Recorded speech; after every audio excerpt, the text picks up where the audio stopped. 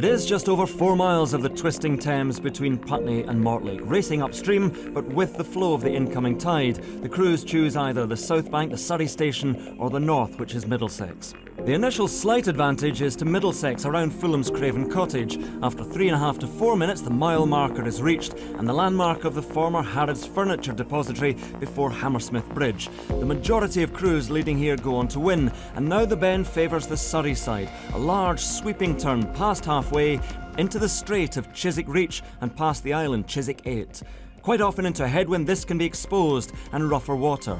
A final slight bend to Surrey, and then it turns back to favour the north bank, under Barnes Bridge, into the final 1,000 metres and towards the finish just before Chiswick Bridge. And I am positioned near Chiswick Bridge in Mortlake, where after all the hard work and sacrifice, the race comes to a conclusion at the end of 6.8 kilometres, and I'm alongside two highly decorated rowers, Constantine Louloudis and Melissa Wilson. Both of them know what it's like to be on the winning team, the winning crew in the boat race. Melissa, different story this year than 12 months ago when we were faced with the flat water of Ely. Talk me through the challenges that they face today. Yeah, and indeed 12 months before that when the race was actually cancelled. So something that really struck me was a comment that came out from the Oxford president, Amelia Standing, saying anticipation for this race has actually been building since the race was cancelled in 2020. This is a kind of 3-year campaign for a lot of these athletes, and they're now looking at turning their vision around to this, which is a unique course, a unique race. And obviously, having won it 4 times, you know what it takes to get the job done, Constantine. What is it that will be key today for the crews that are competing? Yeah, well, I think coming into it, we were expecting that we might have some nasty conditions, some rough water. I know a couple of days ago it was really rough and the Cambridge men actually sank. But it looks actually, certainly at the finish, like it's going to be pretty flat. So I think what we're going to see is 4 really good crews going head to head. Often it's spun that, you know, if it's rough, it's quite fun to see the clashes and things. But actually, I'm just quite looking forward to seeing 4 really good crews go head to head and just see who comes out on top. Well, we'll be chatting with both of you a little bit later on, but now we're heading back to Claire. Thank you, Rishi. Loving the cap as well. Having a look at Cambridge here, just heading down, going through their early motions, getting used to the feel of the water. But this has been a long build-up, and obviously today is the climax of all their efforts. So what is life like when you're working and you're training hard and you're dealing with COVID restrictions? Let's go behind the scenes with the Cambridge women.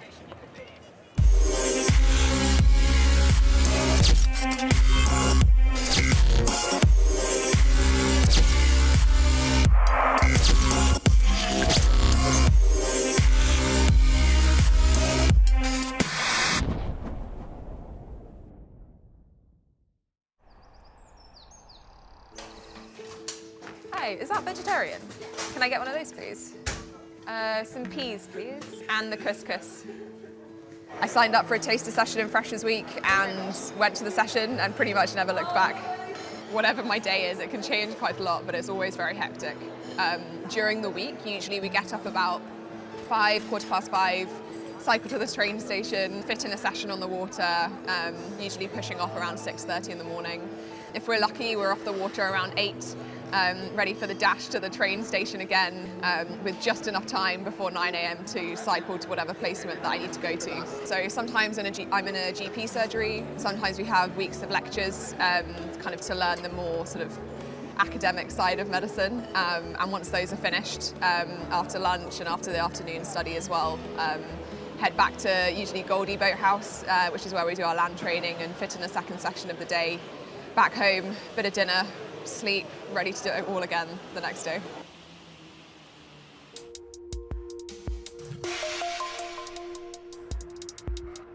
The drill we're going to look at is ghost rowing, but rate 24. So the purpose of this crew is something else. Just their ability to just relax and find a solid rhythm and just go. They can just keep doing it. All right. I thought I knew about the boat race and I thought I knew what it was all about, and I had like a good grasp on the whole thing, but I think I'm still learning about it. Good change. Yeah. We're all students here, we've got really busy lives, and then for an hour and a half every single day we can go out in the water and think about nothing, no work, no studying, no exams, and just enjoy the movement and enjoy doing it together. And it's a real extreme team sport as well. So the camaraderie of it and the friendships that you build in it are unlike any of the other friends I've had from any other part of my life. I think I'm always a fan of talking in the boat. I mean, the athletes, the rowers. I think it's really important that we have a sort of back and forth discussion to some extent. Too much thinking about the recovery, just think about the drive for a bit. Just think about the drive for a bit now. I want you to switch on to in terms of my relationship with Imogen, I think we do a lot of talking to each other. She's obviously had a lot of experience. She has a sort of inherent sense of what my job needs to be. Legs, hips, feels low down, feels connected. It's been great rowing with Imogen. I think she's probably the most overtly competitive. Yeah, I think everyone is determined to win, but she comes in with a real no messing around. This is what we're going to do. It's very black and white. I think we're getting there. I don't want to worry about it too much, to be perfectly honest, but I think we can take more strokes more quickly and not lose any speed or any composure from it. I think success is defined by achieving the goal we set out. The goal we set out was to get that bit better. We worked on that the whole session, and at the end it was better. Yeah. Therefore it was a success. I think people would be surprised to know that I've got a scoliosis, which translates to pretty much a curvature of the spine, so it's a crooked spine in fact. And yeah, I think it is a common thing, but I think mine's quite significant and potentially more significant than a lot of other people's. So I think that's just been something that I've had to manage through my rowing career. Someone like Grace, not many people have her touch around the front, and it's quite funny to watch. I want to win, but I also want these people to experience a great race. I think it's a position of trust. They're the ones who have to look at themselves in the mirror at the end of the year and go, did I do everything? And the answer to that question, I'm pretty sure from all of them, will be yes. I did everything. Now it is down to race conditions, what happens out there. The role of the cocks is absolutely key. Matthew Holland is with me, who twice has won the boat race, once with Cambridge women, once with Cambridge men. And you understand what it's like to navigate this course, but also you have to be the ultimate communicator. Yeah, absolutely. One of the most exciting parts of the boat race is that it's not enough to just take 8 strong athletes and 1 cox. You've got to be greater than the sum of your parts. And so the cox has to tread a line between angel and demon there. You've got to be their best friend and tell them words that they trust and things that they understand. But also you've got to work them to the bone, and that means making really, really difficult calls. So you've got to be a real point of trust and communication between the crew and the coaches. How much does it help to know this course, and particularly to have rowed the Thames in your youth or indeed more recently in training? It's absolutely vital because, especially as a cox, you've got a line of fastest water, and a crew in the fastest water can get up to 20 seconds, so it makes a big difference. And that, when you say fastest water, this is the Thalweg, the famous current almost in the middle of the river, so that's why they're fighting over that line. Yeah, absolutely. There's a stream of fastest water, and when you're in the heat of a battle, you need to be making calls. You need to be communicating with the crews and saying, actually, we need to do this move now. So to know the river instinctively means that you don't have to stop and think, hang on a sec, where am I steering? It just comes naturally. Who do you think will win the women's race? If you'd asked me this 2 weeks ago, I would have said it's all to play for. Oxford women really looked like they'd found that greater than the sum of their parts, and Cambridge women looked like they were struggling. But actually in the last week, Cambridge have really come together. So I think it'll probably be Cambridge if I was betting on it, but it could be a fantastic race. And I certainly don't think the lead will come until later in the race. Matthew, thank you for now. Matthew will be part of our commentary team. Let's head out to Rishi and enjoy that cap again. I might change it up a little bit later on, Claire, but I need it for my balding head. Alongside Melissa, one thing we're going to talk about is the quality of both crews in the women's boat race. So much top-class international quality as well. And I know you've been focusing on one particular athlete, Imogen Grant. Yeah, absolutely. So Imogen was a teammate of mine in the 2017 race. We then rode alongside each other in the GB squad for the last few years, and almost of all the rowers I know, Imogen's the athlete who never leaves a stone unturned. Fierce competitor, and also a really impressive person. I mean, I think we'll see in a little bit some of the work that she's doing as a medicine student, and the fact that she's in GP surgeries, in hospitals, and then also training kind of twice a day. Astonishing, really. It's demanding. Who do you think will come out on top?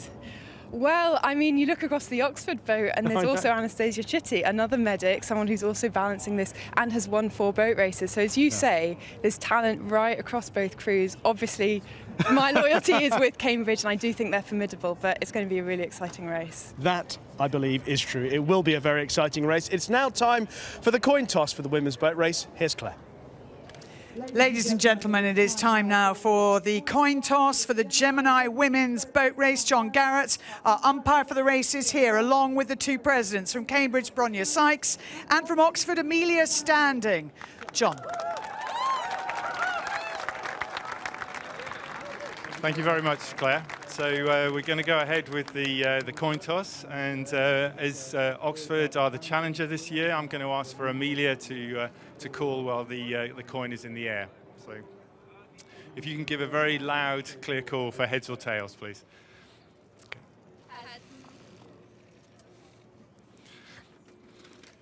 It is heads, so Oxford have won the toss. So Amelia, what would you like to choose in terms of station? Sorry, please. Sorry, please. So Oxford will be racing on the south side, on the Surrey side, and Amelia, just a word on being back here in front of crowds, being on the Thames. I'm so excited. So I did the race in 2019 when all the crowds were here, and I've missed that atmosphere so much, so I'm so excited to be back. And Bronya, for you, how much does this event mean? I mean, it's a massively important event. I've been watching it since I was really little, and to finally be back on the Tideway. Unlike Amelia, I haven't actually done a race here, so for me it's really exciting for that reason. And the rest of the squad is also really excited to get this race done. Great stuff. Lovely to get to chat to you. Good luck to both crews. Race well, race strong. We look forward to it. Well, that was a little earlier on, and the Oxford women then carrying their own boat, as you do in rowing. There's no glamour in this sport. You don't get valets or helpers to do this for you. And in a little over 9 minutes exactly, they will be on the start line ready to race. But let's find out a bit more about the 9 crew members, 8 rowers obviously, and their cocks.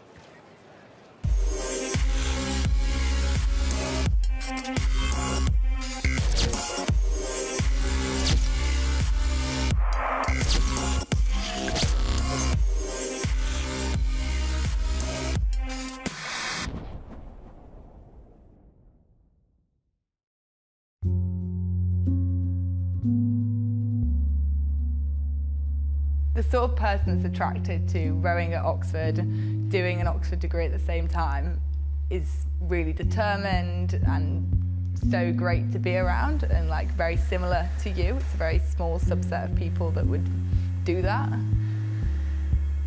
When you put that many smart women in one place and ask them to work together, it creates something that's pretty phenomenal. We have women here who are working in a lab all day. We have women who are training to be doctors. We have women who are studying to like change the future of sustainability. There's so much else going on while also doing what we're doing. Squeeze! The 5 years that I've combined rowing and medicine, they have been busy and intense. And in January I had my medicine finals.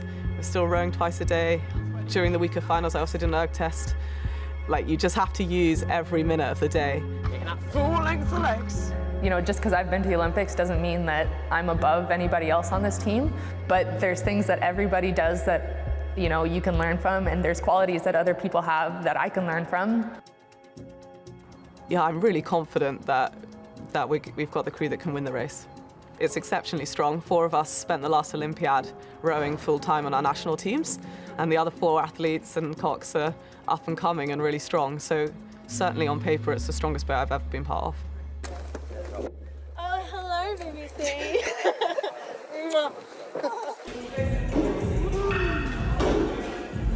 Yeah! morning for training, done for the day. What time is it, everyone? Is today your last day of school? Yes, today is my last class ever. Go on, yeah. One of the things that we normally do after practice is we all have a full English after every morning practice. But we skip the beans though. Like, I'm embracing being the UK, but that's just a step further than I'm willing to go at this point in time. George Clooney came and visited us, which was... It was a big day. A huge day.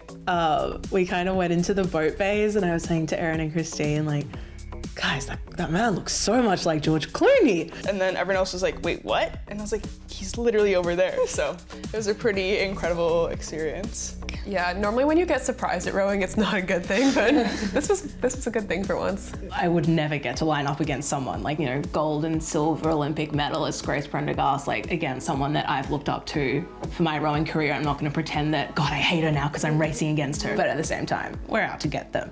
I want to beat her. Like, we can't control whatever they're going to put out on the day, but a win for me is going to be like executing the entire 6.8K to the capacity that I think that we can. I want to win, and I've won 4 times and I want to win a 5th time. Just the pressure you've been under to like make this crazy balance between rowing and a Oxbridge degree work. Crossing the finish line is just a sum of all of that. If you can look back at your year of training and know you've ticked every single box, did everything you needed to or had the capability of doing, and if you win, that's amazing, and if not, that's all you could have done. It would mean a lot because it's been my entire life for my whole degree. As of right now, I'm not super nervous. Talk to me on race day. Oh, it will not be the same story then.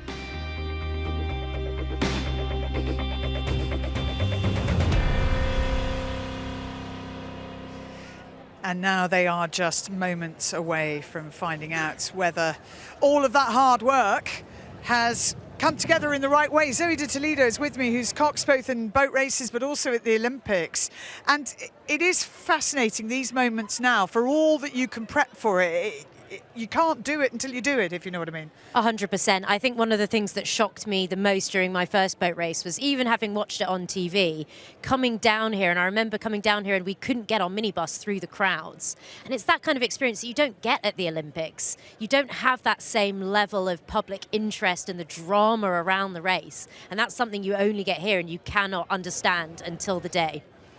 What would you say about this Oxford crew? How do you assess them? I mean, this Oxford crew looks to me to be probably the best crew they've ever put out. They are incredibly experienced, every single one of them in the boat. Having said that, they're up against probably the best crew that Cambridge have ever put out. So it's going to be a really interesting race.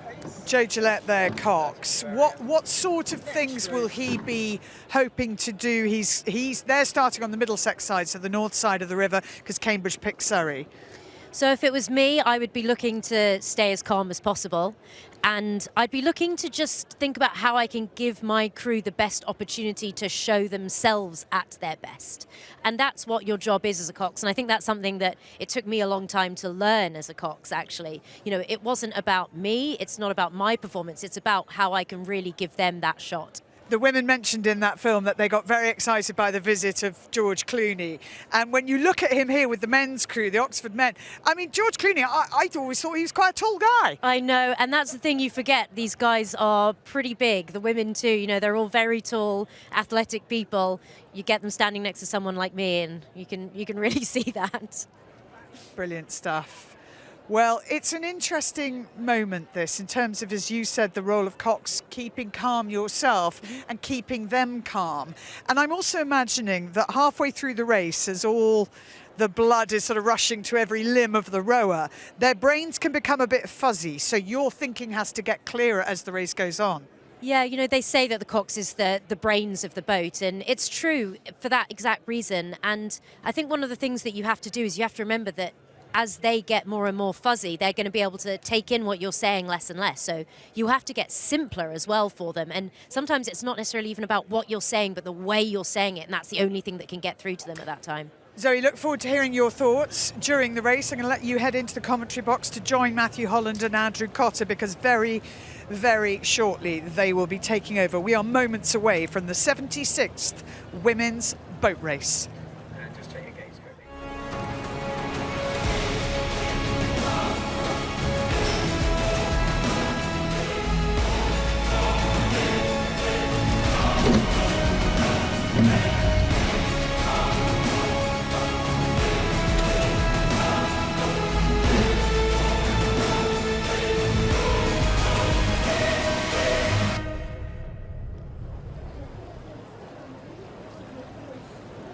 That was Ely last year. This is the Thames in 2022. And in contrast to the week we've had, where the Thames came alive in the brisk and bitter winds, today the weather in southwest London is kindly for this great occasion to come back to this stretch of the river. We're not far away from the start, so already sitting on the stake boats, and already the coxes will show that they are not entirely happy with proceedings when their arm is up. And the umpire for this one, who is a John Garrett, who rode for Cambridge in the boat race 3 times in the early 80s. He will be watching keenly and waiting for both arms of the coxes to go down. You can see the stream. So this is the tide coming in. So this is going against the stream of the river, but with the stream of the tide. So they've got that with them. And this is what they look for. They look for the fastest stream to carry them down the course. And the stream off the start very much favours the Surrey station, the station on the left-hand side of the screen as you're looking, as the cox looks. And so you can see that Cambridge cox Jasper Parish is going to be aiming slightly over towards the left, as you see on the screen now, to make sure that when they come off the start, he can get his crew right into that fastest water. Both crews get ready, says John Garrett, but you can see the boats, they splay around with that stream coming in. And still, both coxes not happy. Joe Gillette for Oxford and Jasper Parish for Cambridge. Still waiting for the moment that they feel they are ready, and the first stroke is so important. Arms down, Oxford ready, and attention go is that very simple instruction. The red flag drops and away they go in the 76th Women's Boat Race, back on the Thames. And this is where they lift out at over 40 strokes a minute, and they practice these starts time and time again to get it right. It is the building block for the rest of the race. Quite a considered start from Cambridge there, but actually that's what they did. That's how they've been practicing. They may get out a little bit slower, but they then are in a really good rhythm, and you can see that developing already here this early in the race. Oxford certainly looked like they were very clean on that first stroke, which is really important because you've got so much water coming underneath your blades that you need to square up and grip hold of the water, get that blade in the water really cleanly. Well, the two finest crews we've seen in the women's boat race, and Oxford with such strength and experience throughout, but Cambridge perhaps even more so. And we can listen, you can hear the coxes, the instructions coming in as they try and drive on those crews. And again, all the time, the coxes are looking for that narrow channel within the river, the narrow channel of the fastest water. So the boats will come together, and occasionally those blades might come close to clashing, as they are now. And the umpire just says, Cambridge, get out of Oxford's water. So Cambridge, like you said, just being warned here, and you've got to be really careful early on. This is the part of the race where you're letting your crew get into their rhythm and develop something that's going to take them down, not just through this first minute, but for the next, 15, 16, 17 minutes of the race. And you've got to give them the opportunity to do that cleanly. Yeah, absolutely. You really need a nice, clean start here, because as soon as you hear the umpire, the crews start getting nervous, and the people whose blades are closest to the clash will start thinking, hang on, have I got to focus on my blade as opposed to focusing on our rhythm and relaxation? And if you get stressed, and if the crews get stressed, they tend to shorten up. And what you find is that then sets a frantic rhythm, and they don't relax out as much. Cambridge out to an early lead. Let's get down to Wayne Pullman on the water, who's watching. Well, this is a great clean start by both crews. Just watching here, I'm seeing Cambridge just get a little bit more out of each stroke, and I think they've put themselves in a nice position to take advantage of this first bend. But really nice close racing here to start off with. Yes, near enough up to a third of a length perhaps, Cambridge already, and they have the advantage of the Middlesex bend, the first bend, just a slight advantage round the ever-expanding Craven Cottage, which has an extension there, the new stand being built. And Cambridge, you see, will have about a quarter of a length advantage as they come round this first bend. Yeah, I think if I was Cambridge, like exactly what they're doing, they're looking to really capitalise on that now. But for me, they are just pushing it a little bit there with this steering. At the moment, they're clearly the faster boat. I would want to give my crew just a chance to get clean here, get out the way. I actually am not sure I agree with you. I think on that Middlesex station there, you want to push out wide so that you can take the best advantage of your bend. Cambridge are on the right-hand side of the bend, and the more they can push Oxford out into that far water, the longer they can make that corner for Oxford. And you that can see why they're being warned at the moment by John Garrett. He's got the white flag stuck out towards the Middlesex station, because Cambridge, there is clear water developing between the boats, at which point they would be able to pick their own line. So perhaps this was a tactic, go out as hard as you can and try and dominate from early on. It's a really aggressive move from 18-year-old Jasper Parrish. He learnt to row at St Paul's School, so he's local to the water and knows the stream better than most on today.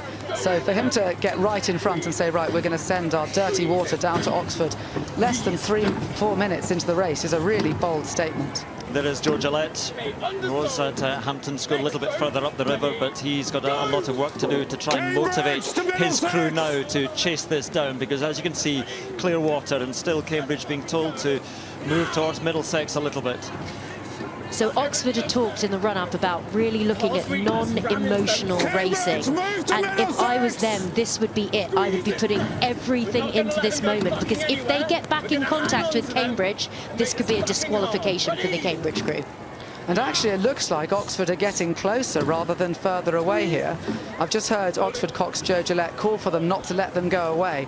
And you can see that the front end of the stroke, what we call the catch, where you put the blades in the water, Oxford now starting to really jump on the legs there. They're picking the boat up and really gunning to get closer to Cambridge. And from what I can see, it looks like it's working. And yes, this Cambridge crew is a wonderful crew, but Oxford have great talent in there as well, and they will be able to chase down this gap perhaps and force Cambridge to move closer to their Middlesex station. John Garrett, the umpire, again warning Cambridge, telling them to move effectively to the right as they're rowing up towards the north bank, to the Middlesex bank, but Cambridge with this advantage. Cambridge to Middlesex! And there it is again. My goodness, they've overlapped. They've swapped stations almost. Yeah, this is a very, very dangerous position to be in for both the coxes, and I imagine John Garrett, the umpire we can see here, is going to be pretty nervous about this situation. Overlapping crews who have now crossed onto the other station is not something you want to see. Swapping stations is definitely an umpire's nightmare. But listening to Jasper Parrish, who's made this very ballsy move, he's absolutely calm in his calls. He's just talking them through the race. Cambridge have relaxed onto their rhythm and they're happy in that position. So I think he's done a good job here, but it's right on the red line. Wayne Pollman, come in again. Well, that is some really aggressive coxing there from Cambridge. I think he put his crew in some risk there. If they couldn't keep moving away, they could have got themselves in real trouble. And you saw John Garrett was not happy, and you saw the cox looking back over his shoulder again and again to make sure he knew where that Oxford bow ball was. I think this might pay off now because they're starting to pull away, but for about a minute there, I thought we were going to see some really exciting stuff. We weren't quite expecting this. We know that crew, that Cambridge crew, there's Imogen Grant in stroke and Grace Prendergast, as we mentioned, perhaps the greatest oarswomen in the world in the 7 seats. So those two are really setting the rhythm for the rest of the boat, but there is class behind them as well. Ruby Chu, another wonderful New Zealand rower who's been to a couple of Olympics, Paige Badenhorst, the South African, and then Sarah Portsmouth, Adriana Perez Rotondo in the bow seats. And there is class throughout this crew, and at the moment they're making that class tell. If you look at Bronya Sykes sitting in the 5 seat, she's leading the crew out to length really nicely. The further out of the boat you can get your hands and pick up the water on the front end, the better, the more relaxed and the lengthier you get on your stroke. And Bronya's doing that really nicely, linking the rhythm that Imogen and Grace are setting down on the front end in the stroke here. So the sizable flotilla that goes with a boat race, headed by the two boats themselves, sail under Hammersmith Bridge, this famous landmark of the race. I think Oxford are actually, again, pushing back a little bit now. Now that Cambridge have moved back over into their water, you know, Oxford have used that opportunity where Cambridge have had to really steer out to actually stick a bit in again there. This is coming into their bend now. So if there's any opportunity for Oxford to get back on an equal footing with Cambridge, it's this next couple of minutes of the race. Well, that gap remains. It hasn't really grown anymore, so this is where things can get. As they come around this bend here and they're heading into a westerly wind today, then it's not much of a breeze, but it might just lift the water a little bit as well. Certainly coming under Hammersmith Bridge, Oxford looked like they got a bit of a spring in their step. They just started, their rhythm started to tidy up. The blade work looked really, really accurate. And that's paid off. They have narrowed the gap on Cambridge. And every time you hear umpire John Garrett moving them away, Jasper Parrish has to use his rudder. And that slows Cambridge down and has the potential to disrupt their rhythm. So Oxford springing in their step at Hammersmith was a really, really good move from Cox Joe Gillette. And Gillette has to just let his crew know that they are not getting too much further ahead. Cambridge has to still give them that belief that they can try and re-establish some contact. Yeah, I think you've got to be really driven here mentally. You've got to be really tough to be prepared to sit down on another crew and to allow them to be just there. You can't quite see them. You can just see a little bit of sort of rough water that's coming down from their blades, and to be able to keep your heads up and stay in that strong rhythm is very difficult. What I think is very impressive as well from this Cambridge crew is even when Oxford were narrowing the gap and it looked like they were getting back overlapped, they didn't lift their rate, they didn't look like they were working on their faces. They have absolute confidence in their boat speed and in their rhythm. Imogen Grant saying to Jasper Parrish, fine, let them get close. I know that we've got enough in the tank that we can fend off whatever they throw at us. Yes, and the gap, I think, perhaps is starting to grow a little bit at the moment. And we've talked about the quality of this Cambridge crew. And, well, there you can see from bow to stern, Adriana Perez-Rotondo, and then Sarah Portsmouth, Paige Badenhorst, Ruby Chu, and Bronya Sykes, the president, and Quiva Dempsey from County Wicklow, Grace Prendergast, and Imogen Grant. And Jasper Parrish continues to give the orders. Only turns 19 tomorrow, the youngest across the two races today. And that gap remains. And Oxford, again, can they find something? Have Cambridge perhaps given just a little bit too much early on? I think you saw actually Ruby Chu, though, is one of the most experienced women across both these boats, actually seemed to struggle a little bit with her oar. And that's the difficulty with the tideway, and that's the thing that even the most seasoned international rower is, you know, is going to be experiencing in a different way, is that the tideway is a different beast. Ely, where we rode last year, and where the Cambridge women row, it's very straightforward. You've got a bit of a drag race there, whereas on the tideway, you've got to learn just a different art of racing here. The crews are well past halfway now as they come along Chiswick-Ayot, and actually that looks to be a 2 or 3 length margin to Cambridge, which is insurmountable. I would say is getting close to insurmountable now. I think if Oxford are going to close that gap, they need to do a pretty hearty move now if they want, and close that gap now. Otherwise, I think we're getting too low down the track for them to do much. Well, since the women's boat race came to the tideway, came to this stretch of the Thames in 2015, we haven't really had a close race. We thought that we might get it this year, but so far it's not playing out that way. And again, that is entirely testament to the strength of the Cambridge crew, because in any other year, this dark blue crew, this Oxford crew here with Erin Relic and Annie Anazakis, Anastasia Posner, 4 times a winner of the boat race, Gabby Smith, the Canadian Olympian, Julia Lindsay, Amelia Standing, Christine Cavallo and Anya Zefus. Any other year they would go in as favourites, but Cambridge just seems to be in a different league at the moment. What's interesting to see with the race tactics from both crews is that no one's making dramatic pushes here. Both crews have confidence in their speed and their rhythm. Oxford thinking they're just going to chip it back. Cambridge thinking, you know, we're just going to relax, lengthen out and push away. No one's doing desperate pushes here. It's just a question of chipping away every stroke. You hear the Coxes continually giving. The race is splitting into different sections, isn't it? They ask for a push for a certain number of strokes, and just to lift it for the next few strokes, and that'll get us back in contact, or that'll take us further away. It's very important in this stage of the race for the Coxes to keep absolute focus. For Cambridge, who are up, it would be easy to say, OK, we can come off the gas now. And for Oxford, who are down and can't see or hear Cambridge, it would be easy to say, oh, hang on a sec, it's all done. But the Coxes now have to break it up into stages and say, okay, from here till the next marker, we're going to achieve our best possible speed here, and we're going to focus on this part of the stroke. So by giving everyone one focus and saying, actually, this is the goal we're going for a time, they'll have little GPS boxes in their boat so they can see the speed that they're going for. And by setting these goals, by setting these targets, they can keep the crew focused and make sure that they're doing exactly what they want to in their race. There's Jasper Parrish, 141. There we are. Even the Coxes get excited and the heart rate lifts. We'll see Ollie Parrish, his older brother, rowing, and there we are. There's a bit of lively language from the Cambridge Cox, Jasper Parrish. Let's roll down the fader on Jasper there for a moment, but still continuing to motivate his crew. I think important to mention someone who's not in shot here as well, and that's the Cambridge coach, Paddy Ryan. He's been hugely successful as assistant coach since 2013, but this is his first year as head coach. And, you know, we heard him asking earlier that he wanted to hear these women say, you know, did they do everything? And I think you can see that both across both crews now, they absolutely have. But Paddy Ryan here, hopefully looking on at this Cambridge crew and happy with what he's seeing. Paddy said earlier that when he took over as head coach, he wanted to break the rowing stroke down into something simpler and introduce some new science that the crews could understand. And I know that the Cambridge team, on the women's side, has been working very hard on making sure that the training program is adjusted to the athletes' menstrual cycles and making sure that their mental health is at the forefront of the work that they do. So Barnes and Barnes Bridge creep into view, and they'll go through the central arch there, and the river glistens beyond, and it bends round, now favouring the crew on the Middlesex station, and then it'll be on from there past the bandstand, on from there towards Chiswick Bridge in the finish. This Oxford crew actually look really, really nice. They're rowing beautifully. What we look for when you see a crew side on is that the blades all go in together and that all of the heads move back with one. The separation of the heads stays the same, and Oxford are doing that absolutely beautifully. I think looking at this, it's a question of them just being outgunned because they're rowing very, very nicely, and the Cambridge crew too.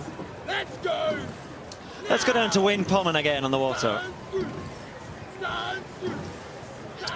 Well, Cambridge are clearly in control now.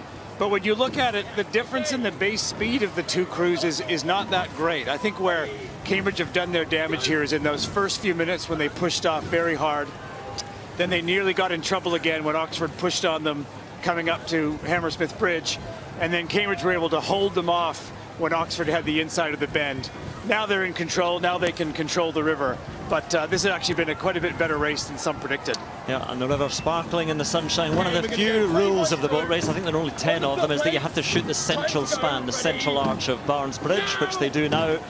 There's going to be a finish in the sunshine, and it's going to surely be a Cambridge victory, barring some sort of catastrophe or a miracle from Oxford. But Oxford haven't gone away. Absolutely not. You don't come here in the boat race to lose, but even if you're down, you are going to make sure that you do everything you can to put yourself as close as possible and give yourself every opportunity. You know, they say in the boat race anything can happen, and it's true. You do not know what the next few minutes are going to hold, even if it looks like this is done and dusted. So Cox Jasper Parrish now will be trying to shy away from the emotive calls that could get his crew too excited and increase their chances of making a mistake. When you're in this position where you're leading coming into the last 3 minutes of the race, you need to be absolutely focused. He'll be very technical, very dry, making sure that they're absolutely focused on not making a mistake. No one can get excited. They've got to stay clean, they've got to stay sharp, they've got to stay calm. Heading towards Mortlake, and the pubs and the balconies are spilling over with the fans. Thousands of them on the banks today, and we can see it's a very quick one as well today, a quick race, and Cambridge, as we expected, setting a furious pace, but Oxford just hanging on in there. But there is the bend, and there is Chiswick Bridge, and just before that is the finish line. So it's Cambridge who are heading to victory, an impressive victory, as we thought it might be from this crew. Again, the class within it. They're very, very close to the record here, and I wonder if Cox Jasper's got his eye on the clock, saying, actually, let's step it on and go after the record set by my crew in 2017. So it'll be interesting to see in this final attack whether they're able to get close and take that. I think it's looking likely. Only about 500 metres or so remaining now, and that gap remains pretty much as it has for the last mile or two. And Oxford just have to Again, the crew don't know how far behind they are, and Joe Gillette will perhaps be lying to them a little bit, but he has to, as you were saying, Zoe, they've come here to race and certainly going to give everything they have, even if it is in a losing cause. Yeah, and you've got to be careful as a cox at this point. You don't, I've always found lying's not a good way. Maybe omitting some information might be the way forward, but you've got to find whatever you can to keep driving your crew on. And I think, you know, Joe's done a great job of the steering. If anything, actually, I think he's done a better job than Jasper. Sorry, Matthew, I disagree with what you say earlier. I think Jasper, you know, put his crew in a position that was too risky, and it was unnecessarily risky, and that's coming from someone with, you know, huge personal experience of what it's like to put your crew in a bad position. I think we'll have to agree to disagree, and I imagine that the result will probably speak for itself in the sense that whether he took the risk or not, it has paid off, and I think that's a testament to the calmness and composure that Patrick Ryan, the Cambridge coach, has drilled into his crew, that even under the pressure they can deal with that. I'm here with a former Oxford cox and a Cambridge cox, and entirely neutral as the finish line beckons for Cambridge and for victory for the Light Blues. Well, there was a pause, and last year we were elsewhere, but today back on the Thames, Cambridge will make it 5 in a row in the women's boat race. And you look at those who have done great things in that boat, and Olympic golds are nigh on impossible to beat, but all rowers would want a victory in the boat race to add to their honours, as Grace Prendergast will do now, rowing there in the 7th seat in the middle of this wonderful crew. They really have dominated from early on, and they take victory. And they take victory in a record time. And I can tell you from experience, crossing that line first is the greatest experience in the world. When you see that flag drop, just amazing amount of emotion fills your body. It's the most fantastic thing. And again, that puts in perspective, you look at Oxford, a couple of lengths down, perhaps more than that, but they're a couple of lengths down behind a record time, so they have rowed a fantastic race as well, Oxford. But such is the way of things. We saw them, and well, you see Joe Gillette's got his hand up, so this happens quite often in the boat race, that he is protesting. So we'll just listen into this protest. It's all right. Before we have the cheers. All right. I'll be interested to hear what his argument is. Although they did get close, there was no contact. And in the boat race rules, if there's no foul, the umpire has a difficult justification if he wants to disqualify. They're just along the mark, like cut right in front before there was a length of clear water. It was along by like the milepost. He was cutting right across in front first before there was even length of clear water, and they weren't actually moving away at that point. Like they were holding us. Yeah. So that's quite a big hindrance to us. Yeah. Yeah, I'm afraid that doesn't constitute a disqualification. It was aggressive steering, I agree with you, but it's not a disqualification offence. That's well right. It is the duty of the cox almost to protest, and certainly when it was aggressive coxing from Jasper Parish in the Cambridge boat. But John Garrett was saying, yep, I hear what you're saying, but I disagree, and he's not going to disqualify or change things now. It is going to be victory for Cambridge, and they have done it again. They make it 5 in a row, and despite the protestations by Joe Gillette and Oxford, they will come to nothing. One of the key differences between the boat race and normal national international competition is in the boat race there's no rule against what we call interference, where you can come across, and even if you don't touch them, you disrupt them with your puddles. But in the boat race, that's allowed.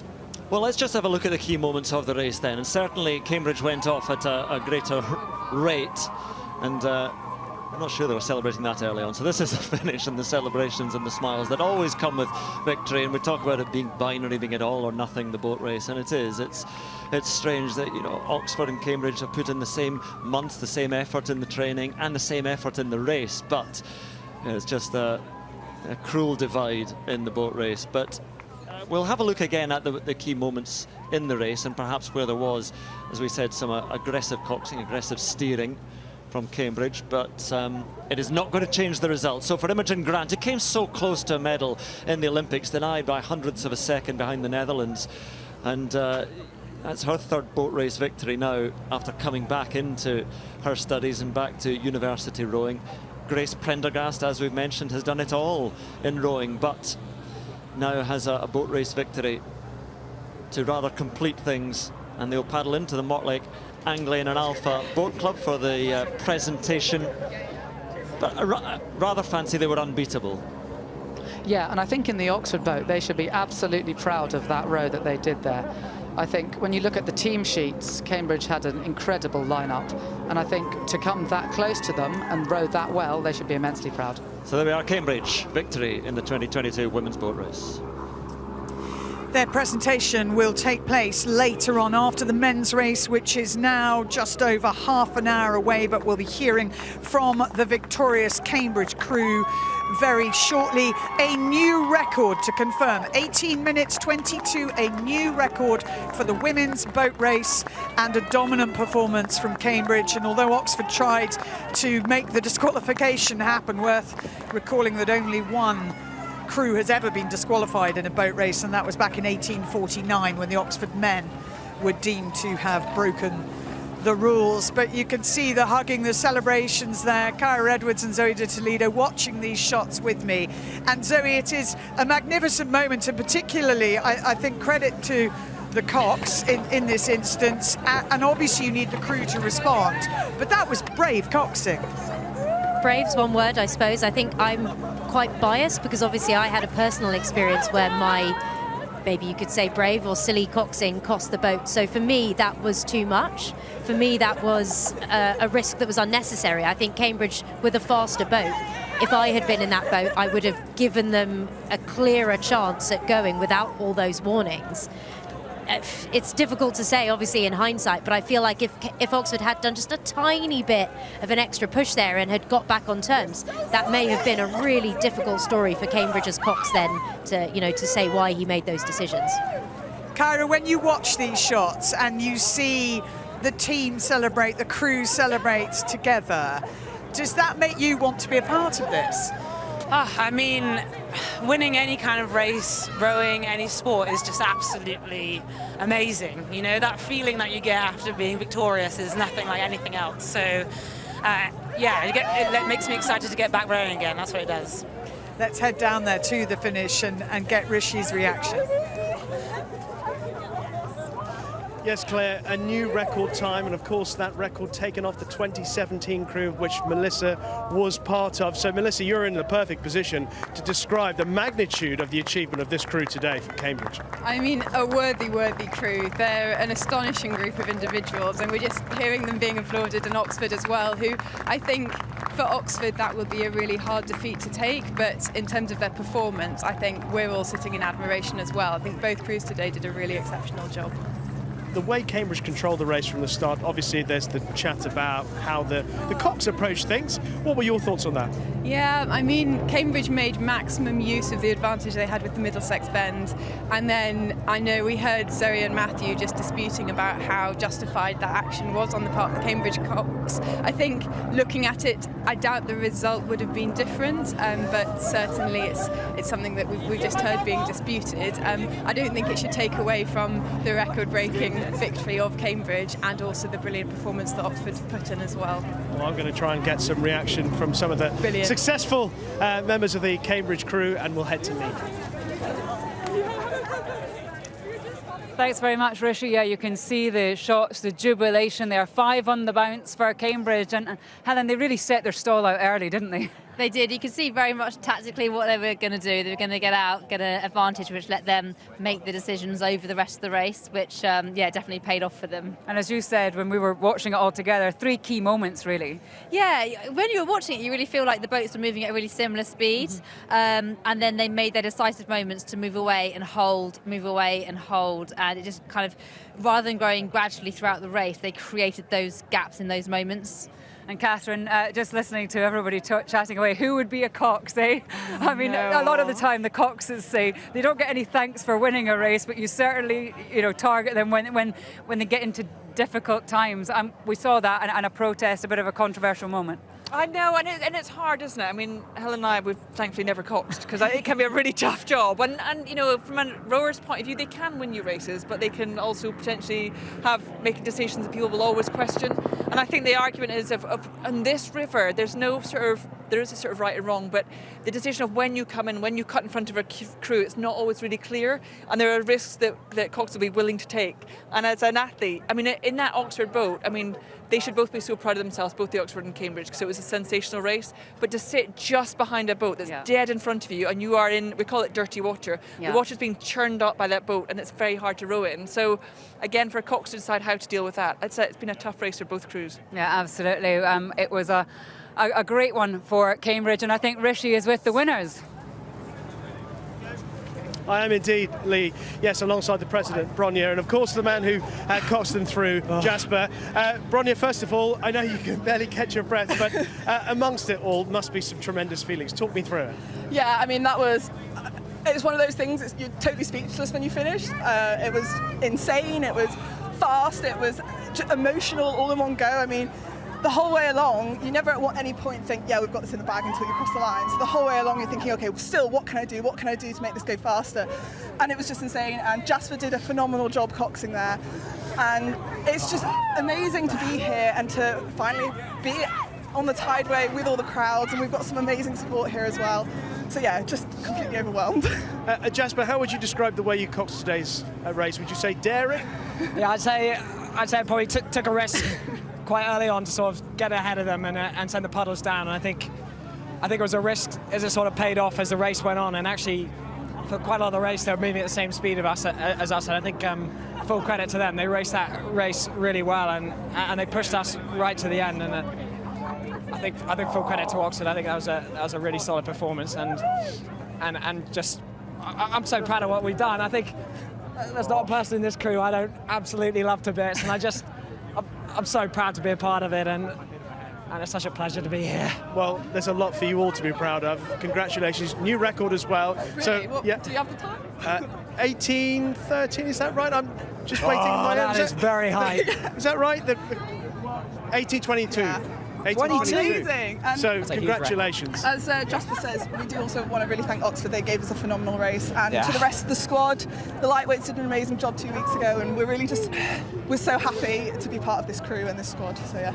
Well, many congratulations. I'm going to catch up with a few more of you, but in the meantime, I'll let you join the rest of the crew and thanks, enjoy mate. some celebrations. Well done to you all. Cheers, thank you. Yeah, well, I'm surrounded by Olympic champions. Martin Cross is alongside me now. Martin, we really enjoyed watching that one. You certainly did. You were picking out some moments we should take a look at. I suppose no better place to start than the beginning, because that's where Cambridge really made the difference. It's absolutely crucial. They had to get into their rhythm, because if they got into their rhythm, you can see them there off the start. Oxford close, but they're not doing enough to harry the Cambridge crew and put them off their rhythm, because Imogen Grant in the stern and Grace Prendergrass, if they are into a rhythm that can take them over the boat race course, you see there it looks really sweet, really smooth, and they're already edging out on the Oxford crew.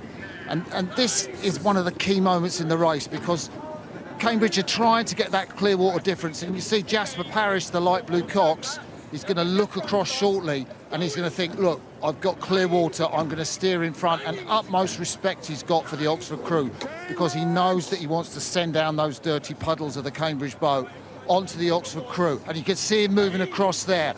That is respect, because he knows that Oxford crew are great, and if he gives them a sniff, you can see him looking across. He's just got enough water to send down those dirty puddles. And so the Oxford crew have got a bouncy ride, a great bit of steering by young Parrish there. And Martin, you were with the crews earlier on. There was the idea that Cambridge were the underdogs. Did they have to go out and do something different to beat this Oxford crew? I don't think they did. They had to get into a great rhythm, but you can see there the race is one in the middle. Imogen Grant, 182 beats per minute. She is really so competitive. She is really sticking it in. It looked like Oxford might be closing there, but she is shutting the door just after Hammersmith Bridge. Yeah, and you can just see when it looked like Oxford were getting back into it, Cambridge just kept their foot on the gas, didn't they? Yeah, and then this is a key shot, because, you know, if Oxford were going to come back, they had to row around the outside. Cambridge had the Middlesex bend on this station. That means they had the inside. Oxford, if they were going to go back, would have to row around the outside of them. No chance. Parrish shut the door early on. Great bit of steering. So a bit of a shock to start off with, Martin? Well, I think, you know, Cambridge were the favourites. They've got the #1 female oarswoman, Grace Prendergrass, there. But they were playing themselves down. I know they were, but you know, she's got Olympic gold medal in Tokyo, Olympic silver medal. You build a crew around someone like that with Imogen Grant in the stroke seat, and you've got a fantastic boat. And they broke the record today. Yeah, absolutely. They were faultless out there. But sadly, there always has to be a losing side when it comes to the boat race, and Rishi is with Oxford. Yeah, tough day for the two ladies standing next to me, Anastasia Posner and Amelia Stannin. Anastasia, just first of all, your reaction to today's race. Yeah, we had a great row this morning, and I got off the water and I said, you know, Cambridge are going to be really good to beat us, and that's what they were today. We expect them to be tough competitors, but, you know, we got onto a rhythm, and if they had had plans to walk away, that's not what they did. And I'm just really proud of the women. Like, we pushed them the whole way down the course, and we put on, like a good show. It's not the way we wanted to end, but a great race. Not the way you wanted to end, but watching the race with experts, Amelia, listening to what they were saying, that you were actually rowing a really good race. So at least that's something to take away and something to be proud of. Would that be fair? Yeah, it must be the closest women's boat race on the Tideway. I'm so proud of everything the team has achieved this year. Really amazing race, amazing to be part of it, and everyone really pushed the whole way down the course. I know I was tasting blood for about 2k in, so I assume everyone else was. Yeah. Well, thank you both very much for coming to talk to us. Sincere commiserations. Thank you. Thank you. Yeah, and you do have to deal with that, obviously, in sport. You're not going to win every race, you're not going to win every match, and any child watching, any parent watching, any adult watching knows that that is part of the learning process and why sport matters more than just what happens on the day of competition. It's about the build-up to it. It's also with rowing and many sports about trying to spread the appeal, about getting people involved who may not have been in a boat before, who may have no rowing history in their family at all, who may not even necessarily have had access to a river and thought that it was out of their reach. Well, Kyra Edwards can tell us more about a project that is doing that, about spreading the appeal of rowing. I feel so lucky to have met so many amazing people through rowing. Every single rower I know is down to earth, passionate and determined. Yet all of us are absolutely unique and different. When you're in a boat with your crewmates, all that matters is boat speed. Not what you look like, where you came from, or what you believe in. There's a perception that rowing is exclusive. But I don't believe for a second that anyone in the rowing community believes that. And I believe it's a sport that's for everyone and open to everyone. Though we're still not quite there in a rowing community that looks like the wider society, I believe we are making steps forward and we're making progress.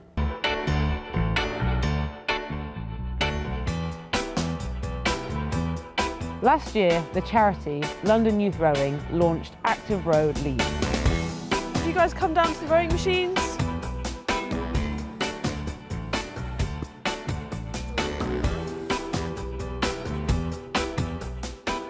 Run by the coaches Rebecca and Amber, the aim is to take the sport to groups of kids who may not have heard of rowing before.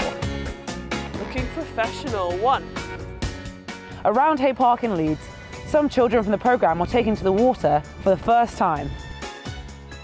The main aim is for every kid in Leeds, Bradford and Wakefield to know that rowing is an option for them and to give them all the opportunities that rowing can give them.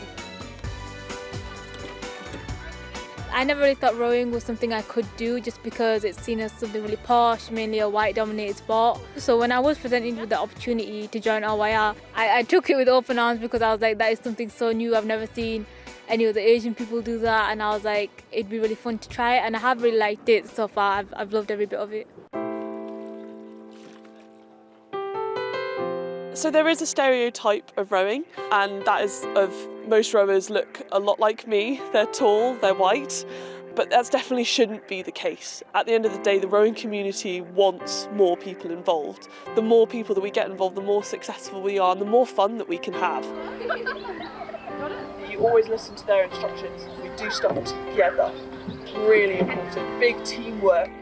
With rowing, as long as I see them that they're enjoying it, they're having fun, they're working together, that's all that really matters. It's like bringing them together as a team. Despite colour, race, anything like that, they all have respect for each other because they're teammates. When we go into schools, a lot of the kids do think this was for people at Oxford and Cambridge, but it's amazing how quickly, as soon as they see the rowing machines and they get on them, they realise, oh yeah, actually, this is for me, I can do it. So that's really lovely. It was scary at first, but then I enjoyed it a lot when my friends was making me laugh. Last year I watched the Oxford + Cambridge one, and I saw it on TV, and I was like, oh, I could do that. And this was before I went into rowing, and now I'm here, and it's like a step in the way to do that. Seeing the girls out on the water today was amazing. It made me feel so good. As a coach, all I want is for all of the pupils that I coach to have that opportunity to get on the water and to give it a proper go, to really see what the magic is. The 4 girls on the boat today was something that was basically what we aimed to do here, which is something that I was really proud of and I'd love to see more of. They were having so much fun, they were loving it, and that just makes me feel amazing. Just love those shots and how much joy and how much pleasure there is in being part of a crew and all learning something together. Kyra with me now. How did you get started in rowing? Yeah, kind of similar to this kind of story actually, because I started on the rowing machine at school, which is different to a lot of people who start maybe on the water at school as like more of an after-school club. And then we did some inter-school competitions where we raced other schools on the rowing machine. And then I was quite good at that, luckily. So I went to my local rowing club, which just happened to be where the World Class Start Centre was. So that's like the talent ID centre for rowing, where they take your arm span, your height, and they do a bit of power tests. And I got into that when I was 13, so I've just been doing that since then. What would you say that rowing has brought to your life? Oh, I mean, in so many different levels, so many different things. I mean, first and foremost, just a great sense of team. I have so many amazing teammates to be thankful for through rowing, both at UCLA, at GB, all along the way. I mean, I've been to so many wonderful places with rowing, with competitions. I was lucky enough to go and row in the USA at UCLA, and that was an amazing experience to, do an education there. So loads of stuff, really. And if anyone watching wants to get involved in rowing, wants to give it a go, there's more information on the BBC website, but also at GB Rowing, because it's not just about this setup in Leeds, it is all around the country, isn't it? Yeah, I mean, I think it's definitely worth going onto the British Rowing website to look at where these start centres are, because they're really made to fast-track you into the best kind of programme you can be if you want to be an Olympic athlete or just want to have fun. There's loads of rowing clubs around the country that you can get involved in. Brilliant stuff. Really, really loved learning more about that. And Kyra, we're now looking ahead to the men's boat race, having witnessed a record-breaking women's race. And the men's crews arrived a little earlier on to be greeted by cheers. And in terms of the overall record, Cambridge lead the way, 85 wins to Oxford's 80. There's been one dead heat. Cambridge are the defending champions, having won a year ago in Ely. And we are just over 19 minutes away from the start of the Gemini men's boat race. The last time Oxford was successful was 2017. They're being coached still by Sean Bowden, his 25th year in charge of the Blue Boat at Oxford. Well, let's find out a bit more about how they balance their lives, starting with the Cambridge.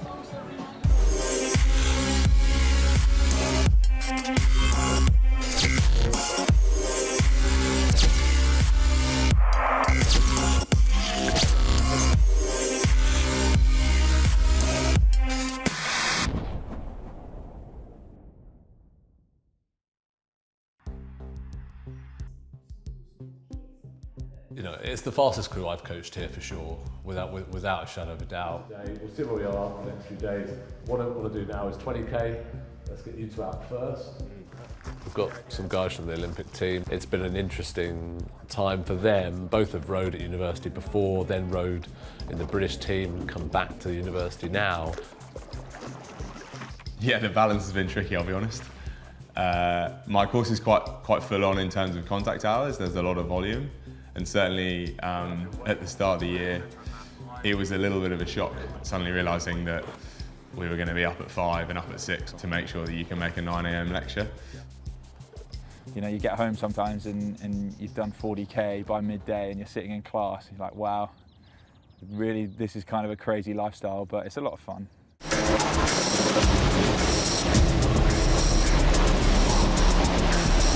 You see the kind of crew lineups and you think, what am I doing here? These guys are professionals, you know, it's a kind of different standard. You know, obviously, well, the first thing you realise is they're big kids at heart. You get the biscuit and blend it up with what? Syrup. Syrup, yeah, sugar. The calories in, calories out. Oh, he's packing it in though, happy as a clam. So that really kind of took the pressure off a little bit, that they weren't kind of super serious, you know, like. The closer we get, the more the time you'll spend will be with the crew and no one else, basically. You can have a fast crew, but the cocks could take the race away from you or could steer you towards winning it. Key, full, complete stroke. I thought the first 3.5 was pretty good. What we kind of said we wanted to do, we did improve by the end of the row. So I guess that's a good thing. And now we know there's some more stuff we've got to do for the next one. We do it 35 hours a week, so it's almost like a job. And now, last year before graduating and going into the real world. It's much easier for a cox to lose a race than to win a race, especially with the boat race. There's not many times where people say, oh yeah, the cox did a great job. There's plenty of times you look back and you can say, oh, our cox cost it for us. So yeah, there's responsibility, but it's my last year. Absolutely, it means a lot, and to be able to win this year as president, it would mean so much. If we're being billed as underdogs, we're very happy with that situation. We will never think of ourselves in that respect, but if other people do, and if anyone underestimates us, we're very happy with that position. If we lose the race and I feel like we could have done something extra, I'll regret it. I'll regret it for the rest of my life. We've sacrificed a lot as a group. You come in to this programme and become a part of this rich history. Rob's obviously got a phenomenal record, so to be able to go and win it would be unbelievable. But it's going to be hard. It's going to be an absolute humdinger. The only thing that is on my mind is that first stroke of the race. And for me, it's just get that first stroke right, and then the next one, we can think about the next one when it comes. But it's very much take care of the processes, and the outcome will take care of itself. And they will be trying very hard to keep themselves in that calm frame of mind, knowing how hard they have worked towards this goal. The Cambridge crew taking their boat down to the water, and very shortly they'll be heading down towards Putney Bridge there in the distance to the start. And James Cracknell joins us now on the balcony along with Matthew Holland. James, this now a situation you can appreciate even more because you've been there and you've done it. Yeah, and it's, having raced internationally, so different coming out with that crowd and the adrenaline and the surge, and then you go below Putney Bridge, between Putney and Wandsworth and warm up, no one's there. No one cares what's going on above Putney Bridge. So you've got to bottle the emotion and calm yourself down, ready to come back and sit on the start. And you have remained very connected with the Cambridge crew. I know you've worked with a number of them. Yeah, I've been coaching them with Rob Baker, chief coach, all year, and there's a real range of, you've got Tom George and Ollie Wynne-Griffiths, who were in the Beijing Olympics. They've got people who've only read a couple of years as juniors and then into Cambridge. And Luca, the barman, it's part of it is the joy of being in a boat like that, but then not being overawed by having two of the best athletes in the world with him, and him constantly reassessing his standard, and he's done that incredibly well. Matthew, let's just talk about the man who's back of the head. We can just see there Charlie Marcus, who is not only the cox, he's also the president. Not completely unheard of, but unusual for the cox to be president. It is unusual because as the cox you have a sort of leadership role already within the boat, and your job is to be loved and hated, and I think the job of president is to be loved and hated too. And so if you're a cox as president, you're doubly loved but you're also doubly hated, and so it's quite difficult to find the balance between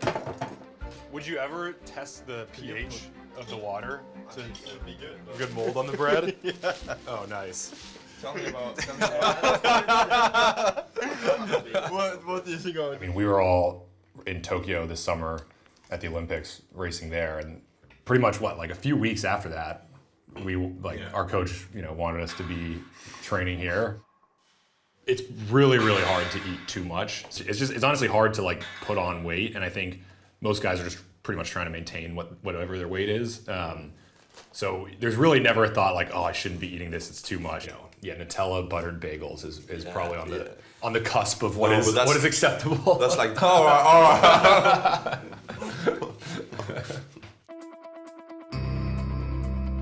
You can recruit heaps of Olympians at Cambridge or Oxford, but really it's up to the guys whether they gel together. Yeah. That translates directly to boat speed. To talk about beating Cambridge, yes, that's the outcome, but the focus isn't on them, the focus is on us. Yeah. The boat race means to me the end of my career of rowing, and if it comes up in conversation that you rowed in the boat race, then the next question inevitably is, did you win? Once you graduate, you're never going to get that opportunity to race it again. An ethos we've had as a team is to be unflappable, and that's particularly relevant to external factors that we can't control. We can't control how fast Cambridge are, but we can control how fast we are. You warm tremendously to your own athletes. You want them to succeed, and this isn't just an academic experience. No, we want to win. I want them to win. I want to know that I've risen to the challenge. I want to know that I've dealt with the difficulties and pressures that have been presented to me over the last few years. So yeah, it means everything. Really love those behind the scenes pieces, some beautiful shots there as well, and Oxford now waiting and hoping, and having done all of that hard work. Sean Bowden will be watching on, and Ollie Cook is with me. You've worked with him, and he talks a lot about almost trying to find the magic holy grail, if you like, of making the boat sing. Oh yeah, Sean he's like Professor X from the X-Men. He's really thoughtful. It's a very holistic method, and sort of quite inscrutable behind his dark sunglasses, but he looks at every angle to make a boat go as fast as it can. And so when you're in the crew, you've really earned your seat. There's no room for any kind of favoritism of any kind. But he looks at everything, takes it all apart, deeply technical. I remember times when behind his dark sunglasses, he would just cock his head a little bit, and you knew that there was some thinking going on, which meant you were very aware of your movements and what you were doing. So there's an intensity about the coaching, and it's a brilliant person to work under. Utterly ruthless as well, because it doesn't matter what your reputation is and what you've done in the past. If he doesn't think you're working in the crew, you're out. Oh, completely. And you have to be at this level, and to be a top coach. It's about performance. And as you can see in the Oxford crew in the bow seat, it's Liam Corrigan. He stroked the American Olympic 8, and he's in the bow seat. And it's not to say any seat's sort of any different, but he does his thing. Sean does it his way, and he's got his idea about how a boat moves and how quickly it can go. So you have to just trust him. Well, as you can see, the crew's out there on the water. Still a while to go before the scheduled start time. A little earlier on, this happened. This is the trophy that will be awarded to the winner of the 2022 Gemini Men's Boat Race. So Matthew Pinsent will be our umpire. He is here now to oversee the coin toss. And we have the president of Cambridge, Charlie Marcus, and the captain of the Oxford boat, Tobias Schroeder. Matthew, over to you. Tobias, as challenger, as Oxford are challengers, if you'd like to make a clear call when the coin is in the air. Call is tails. It is a head. Middlesex. Cambridge chooses Middlesex. Charlie, while we're here, surrounded by crowds, what is your impression so far of a boat race back on the Tideway? It's excellent to be back to the home of the boat race. It was, of course, kind of very nice to race at Ely last year, but to have all the fans back this year is just brilliant. And Tobias, what has it been like for you as an experience building up to this? Well, it's been the same as normal, I'd say. We've had some tough weather this week, some difficult conditions to battle through, but ready to race today. Good luck to you both. Thank you so much. Ladies and gentlemen, the captain and the president of Oxford and Cambridge preparing for the boat race. So Cambridge win the coin toss and they've chosen Middlesex. Constantine Leloulis alongside me. Is that a surprise? I think as coin tosses go, it's an interesting decision. You'd normally expect the crew that wins the toss to choose Surrey. The idea is that Surrey gives you about 3/4 of a length advantage in the middle of the race. Okay. Middlesex might give you 1/4 of a length, but earlier in the race. And so more attractive because it's earlier, a more critical time in the race, but a bit less of an advantage. I mean, so normally crews would choose Surrey, but actually, at the end of the day, over the course of 180 odd years, it's near as damn it 50-50 between either station in terms of who wins. Okay. Well, there are two top quality crews on show here, some amazing athletes, amazing rowers. And I know one person who today is very important for is Angus Groom, someone that you're paying particularly close attention to. Yeah, absolutely. I first met Angus probably about 13 years ago when we were both trialling for the GB Junior setup. And ever since then, I've just had him in mind as someone who really gets his head down, works really hard. You know, rowing is a sport, I think, that doesn't lend itself to prima donnas, and I think Angus is very much in that kind of, in that mould. Yeah. You know, he just gets on with the job, really good guy in the crew. We were in the same Olympic team in Rio when he was in the quad, and then 5 years later in Tokyo, he made golden ambition and got a silver medal. And of course, it's all building up to today. Today's his earmarked as his really final big race. Yeah, his last major international competitive race, his last big moment today. Hopefully, it's a good one. How do you see it? Yeah, you know, I spoke to Angus yesterday. He sounded super calm. It sounds like the whole crew's really composed. I mean, they've got some incredible pedigree in there. I don't mind saying, you know, more pedigree in that boat than, you know, really than any crew I was in. They've got 5 Olympians in there. Pretty stacked, really strong. But I think that the risk if you have such pedigree in one crew is that you get conflicting personalities or really strong conviction about the best way to do things because they've all had success in their own way. But it sounds like actually they're all really singing from the same hymn sheet. Constantine, thank you very much. It's time for the men's boat race. Yeah, the crews have been waiting there a while. The temperature has dropped. The action about to heat up, though, as we prepare for the 2022 Gemini Men's Boat Race.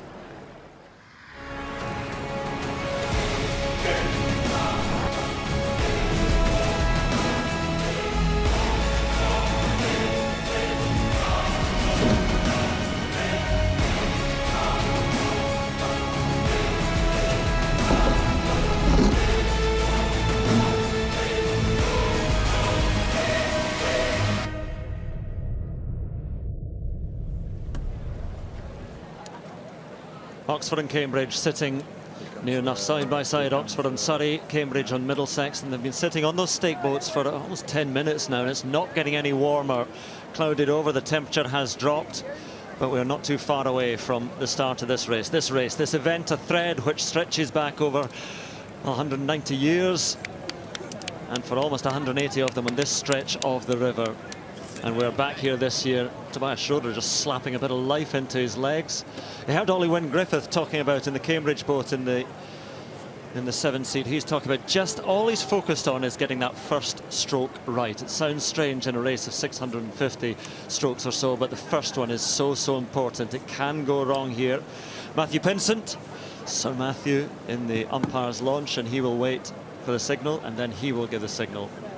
And normally on a start line, the crews are pretty nervous, but actually, from my experience, this is a very special moment on the start line of the boat race, because it's the last time you're all together as a crew before your fate is determined, before you know whether the time you've spent together is a success or a failure.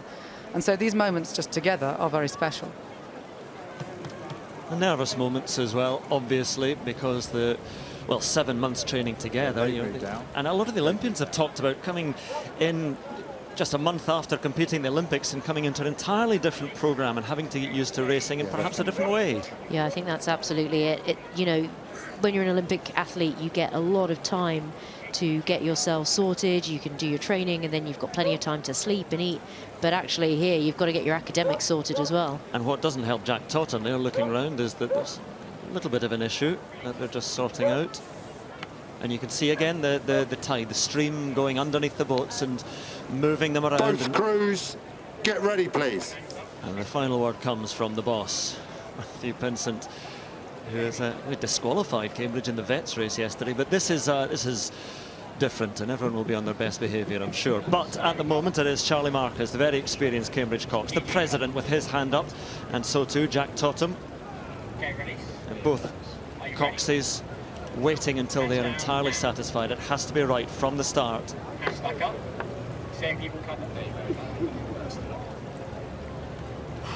All the tension, but it has to be channeled with a great deal of control here. The start has to be tidy and clean. And you think of what these two crews will look like in 16 or 17 minutes or so near Chiswick Bridge. Totally spent. But here just waiting to put all that training into practice. Cambridge, Charlie Marcus looks to be pointing quite far over to the right, which, given the angle, this must be a deliberate decision. I think Cambridge must have some sort of tactic at play to try and cut that first Middlesex bend and get into an early feed. Go! So attention, go, and the red flag drops, and the 167 boat race is underway. Now, we saw in the women's race that Cambridge really did start so strongly, and with the spray and the surge, Cambridge lifted out now alongside Oxford, over 40 strokes a minute. Then they'll settle into rhythm, but who gets the stronger, the quicker start? There's certainly some significant tactics at play going on in the Cambridge boat, because they're steering quite far over towards the Middlesex bank, which makes me think that they've got a plan. Cambridge look to get away very cleanly, but Oxford are now really driving that strokes out. They look like they're taking inches every stroke here, surging through the water. Straight away, you can actually see the really contrasting rowing styles here. Cambridge have this more sort of Antipodean style. It's quite long and relaxed. Oxford are a bit quicker in the stroke. They're more aggressive. Both are really, you know, good styles of rowing, but they are very different, and you can see it here even in the first minute of racing. Already we've got umpiring going on here, and this early on, when the crews are settling into their rhythm, as Zoe was saying in the women's race, it's risky because the crews need to relax. They need to be loose. They need to be able to feel for the water. And if you're nervous that you're going to lose your blade, that doesn't help you find your rhythm. A narrow lead for Oxford at this very early stage, but well, a course of 6.8 kilometres, 4.2 miles, and Cambridge to your right on the Middlesex station. They'll have the first advantage as they come round the New Look Craven Cottage, an advantage of just about a quarter of a length, but it's Oxford at the moment up by just about that margin. This was always what was expected to happen. On the team sheets, Oxford have an enormously powerful crew, and I think that raw power is going to benefit them in the first 3 minutes. But watching them in training, it looks like actually Cambridge have the more relaxed, more loose rhythm, and that's going to favour them later on. So if I were in the Oxford boat, I'd want to get this closed pretty early on. Matthew Pinsent brooking no argument. Both crews stay apart, and he's keeping that gap between the blades at the moment. But look how close they are, coming closer. And we didn't have a clash in the women's race, but we might have one just about now. You need to move when I say. Matthew's working very, very hard here, and you can see the Coxes are chancing here. Charlie and Jack are notorious for being aggressive, and Charlie's going to try and push Oxford really, really wide around this bend so he can get them as far out of the stream as he possibly can here, and he's doing a reasonable job at the moment, I think. And look how close they are together there as they come round that new expanded stand of Craven Cottage. And once more, Matthew Pinsent saying both crews stay apart. And I wonder if we can go down to Wayne Pommen on the water for his early thoughts. Well, what an exciting start. And, you know, what you may not be able to see from above is that it's gotten quite windy here in the past few minutes. There's much more of a headwind than we had for the women's race. And you can see both crews struggling with the waves and struggling with their blade work a little bit. But I do think so far the headwind has actually been good for Oxford. They're a bit more powerful, a bit heavier crew, and they tend to do better in the headwind. Yes. So Cambridge really has to hang on here through this stage. Averaging 4 kilos a man. Per oarsman heavier, Oxford, and again they have that experience. But look at the bow seat there. You've got Liam Corrigan we mentioned. You know, he's a heavy man to be in the bow seat. David Ambler as well. That bow pair is, well, the whole crew is heavy for Oxford. But at the moment, heading into that breeze, might be standing them in good stead, as Wayne Pommen was saying. Both crews here, a huge amount of power, a huge amount of international experience as well. But actually what both crews don't have a huge amount of is boat race experience. And you need someone really who can anchor you to the tideway as well, and who knows what it's like to be in these kinds of situations, in these kinds of races that are playing out now. Well, look at the face of Simon Schurk there, one of the 3 Swiss in this race. He's got great experience as an Olympian and a gold medalist, and 2 Swiss in the Oxford boat as well, and Jack Totham gives the instructions to his crew. But when you talk about Roman Rousselet and Delars, the Swiss rowers in the Oxford boat, they come in as scullers, and so they have to adjust and get used to racing on the tideway here in sweep rowing. One of the things that Cambridge coach Rob Baker has worked on a lot this year is making sure that his crew is comfortable not being up on the opposition. It's very good training to make sure that the crew's happy to move back and just sit on their rhythm and relax when they're not up. Yeah, Rob Baker talked about how his crews had to endure the training that they were going to have to go through all winter. And that's what Cambridge are going to have to do now. They are going to have to endure being just down, and not only being a little bit down, but also we're about to come into the bend that is going to favour the leading Oxford crew. Yes, you can see it there as it sweeps round towards Hammersmith Bridge, and the first big bend worth 3/4 of a length. And then again, once they move round that bend, the wind, the westerly wind, should prove even stronger, and perhaps the water will pick up a little bit as well. So Cambridge now being told to move to Middlesex. George Finlayson in the 3-seat for Cambridge, who rowed actually with Oxford 4-seat Jack Robinson, he's said a lot in his interviews that he finds it's a privilege to be under pressure. And I think you'll find that Balfour and Cambridge actually thrive on being a little bit down. They love the adrenaline that it gives you. There is Jack Robertson there, just going out of shot, and Roman Rousselet, one of the 2 Swiss, and Charlie Elwes and Angus Groom in his first and final race. Tobias Schroeder returning blue, and then Jack Totham, who learned at Monmouth School in the River Wye, studying history and trying to steer this very experienced boat and doing a good job at the moment. This is a dangerous position for Cambridge now. Oxford are on the brink of breaking clear, and as soon as you lose contact, it starts to become much more difficult for the crew that's down. So Cambridge Cox, Charlie Marcus, and especially the bow pair, Luca Ferraro and Jamie Hunter, they need to be talking to the crew the whole time, saying actually we're right alongside them, because it gets very, very quiet in the stern. Cambridge really talked this year about how every man turned up every day ready to work, ready to get it done to win this race. And I hope now that they are able to really dig into that and hold on to this Oxford crew, keep them in the race here. So heading past the thousands on the embankment again, and under Hammersmith Bridge, which has for many occasions in the past been filled with thousands of spectators, and may again in the future, as they start repair jobs on this wonderful old structure. But there is just about clear water between the two at the moment, and the crew that leads under Hammersmith Bridge, well, it's about 80% they go on to win the race, so Cambridge have a real fight in their hands here. Yeah, Oxford didn't want to see themselves as favourites for this race, no matter what they heard. They did not want to see themselves as favourites, because they really thought that, you know, it was Cambridge that had the momentum overall.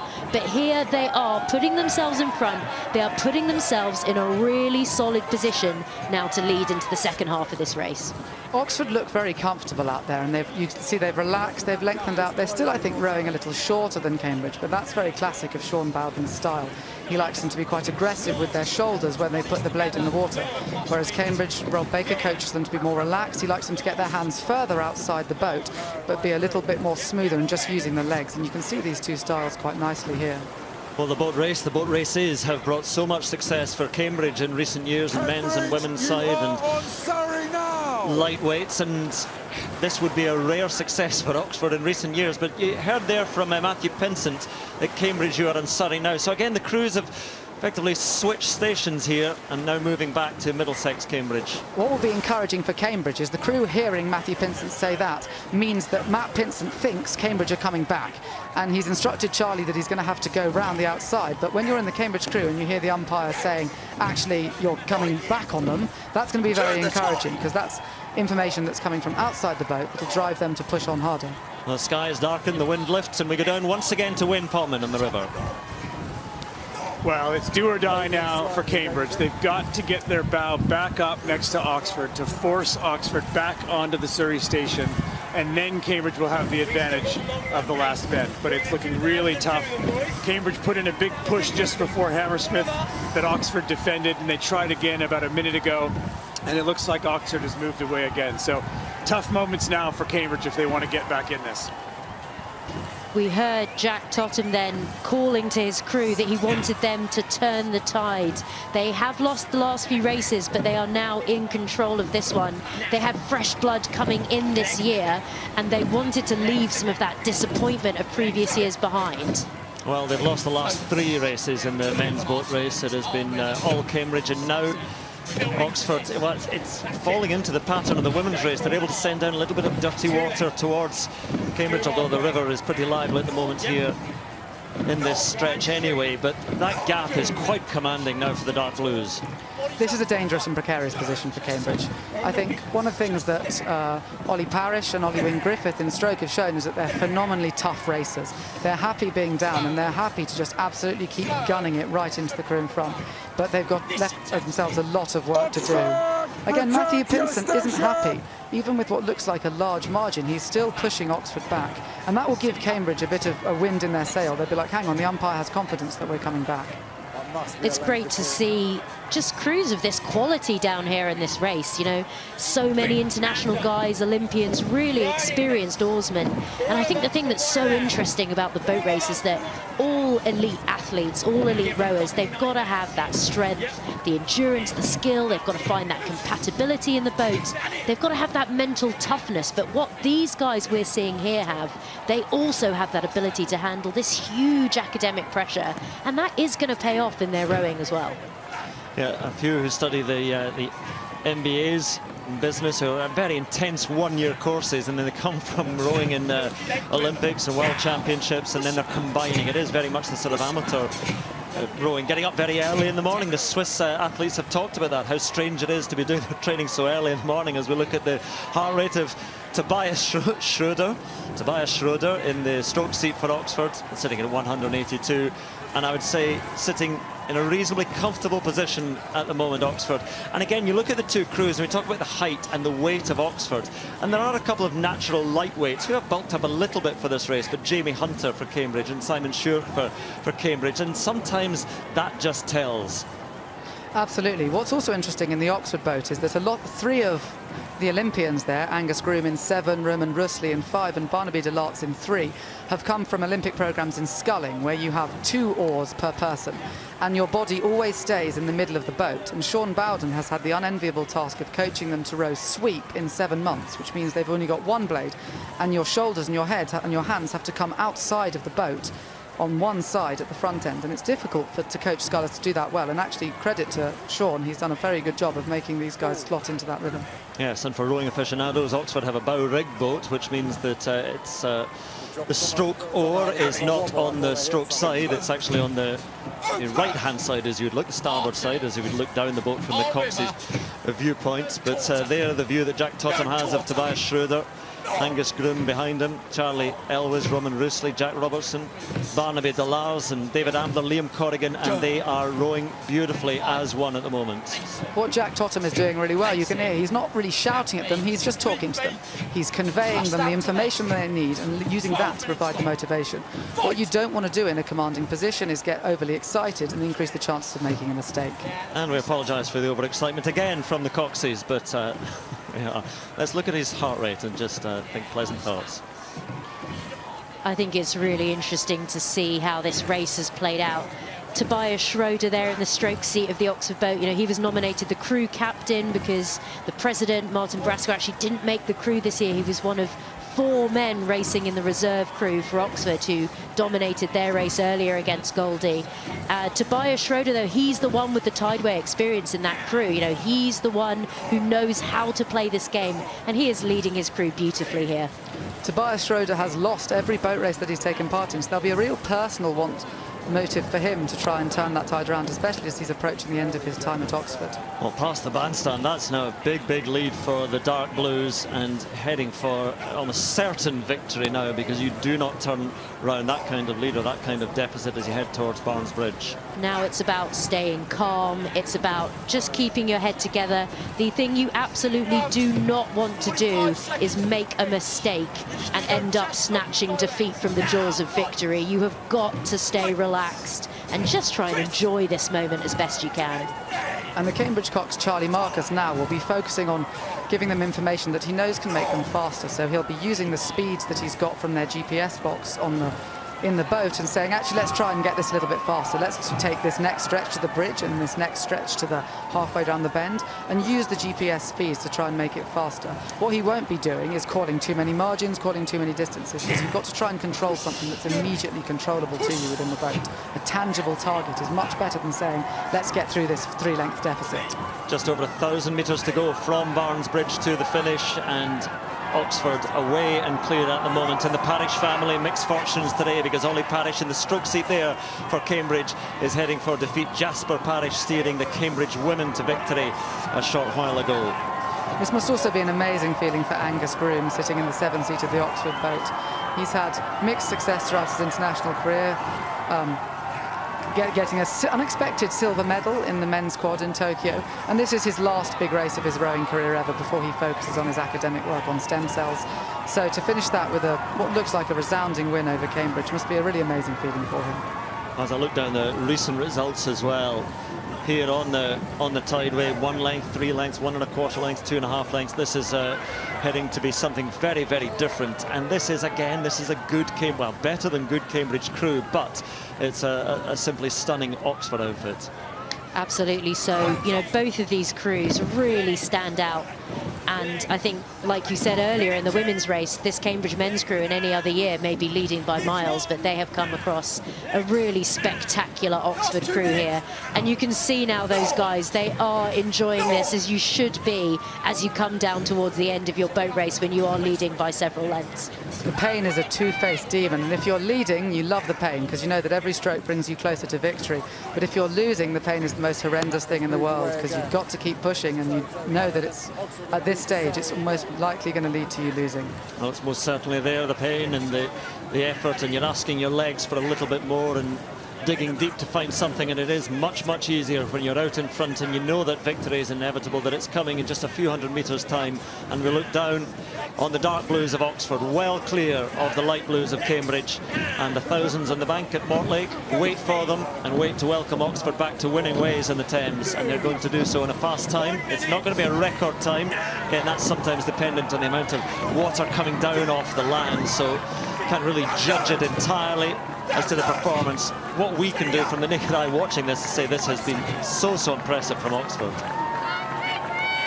I think it's a testament to the power of the boat race experience that both crews have such an amazing team sheet here. So back on the Thames and back to winning ways for Oxford in the boat race, and the smiles will start soon. Just a few final pulls on the oar before the celebrations can start.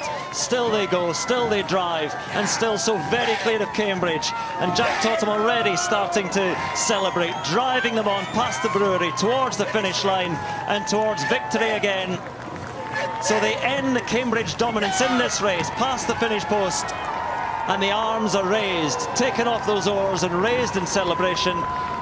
And Cambridge, the heads bow immediately. All the effort, and they will know it is for very little indeed. Absolute devastation there from the bow seat, Luca Ferraro, but it was a very valiant row from the Cambridge crew. But this today is all about Oxford. That was an incredible performance from an incredible crew with really strong talent, and Sean Bowden has done a very good job of tying them together into a rhythm that he thinks is winnable. And again, this multinational setup, the Australian Jack Robertson, his cheers echoing under Chiswick Bridge. In front of him, Roman Roussley, the Swiss. Behind him, Barnaby Delars of Switzerland, Charlie Elwes, Angus Groom, Tobias Schroeder from Great Britain. And a simple word, no protest in this race. There's nothing to protest about. But I think some tears of joy from Tobias Schroeder, as we were talking about during the race. He's known only defeat in this race, but suddenly he's a winner of a boat race. And that in the career of a university rower means absolutely everything, as you can see. Exactly so. You can see what this means to these athletes. This is not just a sporting event. This is something they've been working for months, for years. It's brought them all to this point. I think that face of Tobias Schroeder says everything about it, because he's tried and failed, and it's considered failure when you lose in the boat race. That's all they think about. But tears of joy to go, the smiles and the back slapping beyond in the crew, and the contrast of the boat race. Look at them there. It's a really touching moment watching the reaction on Tobias's face. I think that shows how much this race means to the people in it. And this moment on the finish line is horrendous, because when you're under the bridge like that, the losing crew can hear the winning crew cheering, and in the winning crew you can see how much the devastation is on the losing crew's faces.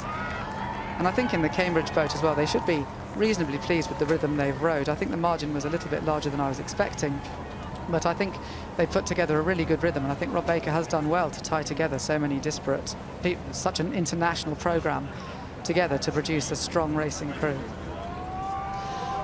Yeah, and again, you know, you would like very, very close races watching it, and perhaps you'd like a few clashes in the boats coming together. But it's testament again to Cambridge women and to the Oxford men that they were just dominant. I think so. I think, you know, they did live up to their hype, really, as favourites in both races. I think on paper, both crews did look like they should be leading, and they went out there and they did exactly what they needed to do to put themselves ahead. So for the first time since 2017, it is dark blue celebrations. It is Oxford who take victory in the boat race, and a few final shots of the celebrations for you. But as we said, a dominant, a masterful performance from those who have won, well, major championships, world championships, have competed so well at Olympic Games, but here to win the boat race, it means a great deal as well. Oxford take it in 2022.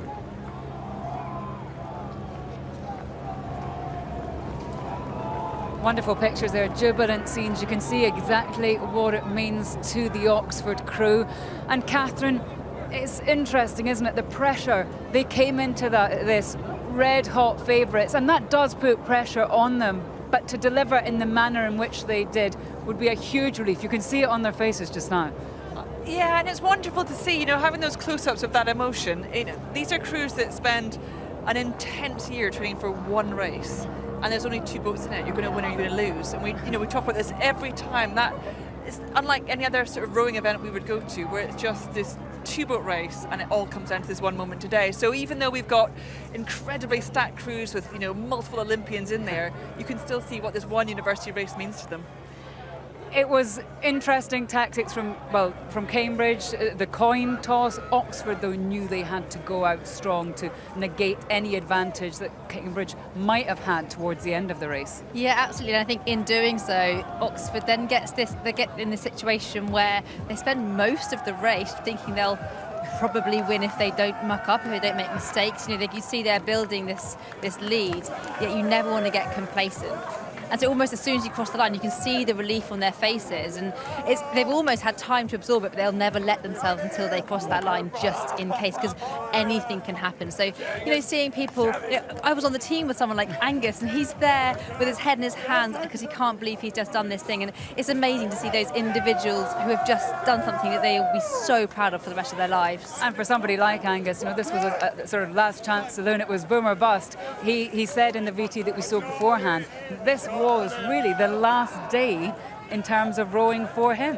I know. Imagine sitting on the start line and just knowing this is going to be the last time I cross the finishing line, and I can either win or lose. There's nothing else that can happen here. So to have won, you know, for him, I mean, what a day for all of that crew. Amazing. But like we said, both crews with such fantastic athletes in. It's just testament to what this boat race is.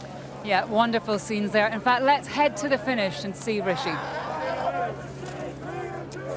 Yeah, alongside Constantine Louloudis, who's just seen Oxford produce a superb performance today. Your initial reaction?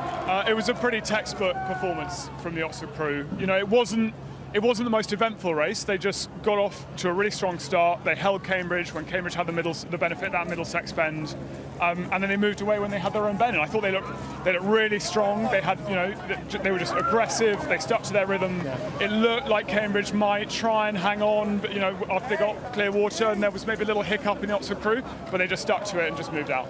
Just when we spoke beforehand about the quality of both crews for this race, the magnitude of the performance for Oxford to win in that manner today, where do you rank it? How do you rate it? Well, I think to understand it, you've got to look at how good their opposition was. And that Cambridge crew is really strong. There are some really strong athletes in there. They've got an enormous amount of pedigree. And they look good on the day as well. They look quite smooth. They had a good start. And so to actually dominate the race in that fashion, I mean, it's a credit to those guys. I think they've done really, really well. We've watched a wonderful couple of races today. Both races have shown some tremendous athletes on show. When we're talking about the quality of the crews, you've highlighted at the start of the day when we're talking about Olympians, international rowers. I mean, what we've seen this afternoon back here in front of a crowd is as good as it gets when it comes to the boat race, isn't it? Yeah, look, I mean, it's fantastic to be back in London. You know, it was in Ely last year. It was probably the best they could do in the circumstances, but there's nothing like being back here, you know, in the capital, lots of people on the bank, 180 years of, you know, boat race history. We've got the Gloriana, you know, over there, I mean, it's been a fantastic day. Obviously, for me, you know, it's quite thrilling to see a victory for the Oxford men. No, it's fantastic to be back here. Well, we're going to try and get some reaction from both crews. In the meantime, head back to Lee. Thanks, Rishi. Martin's alongside me once again. Martin, what did you make of that one? That's a massive win for Oxford. You know, given the strength of the Cambridge crew, I'd say that makes this Oxford crew one of the greatest of all time, if not the greatest. One of the greatest crews in the history of the boat race.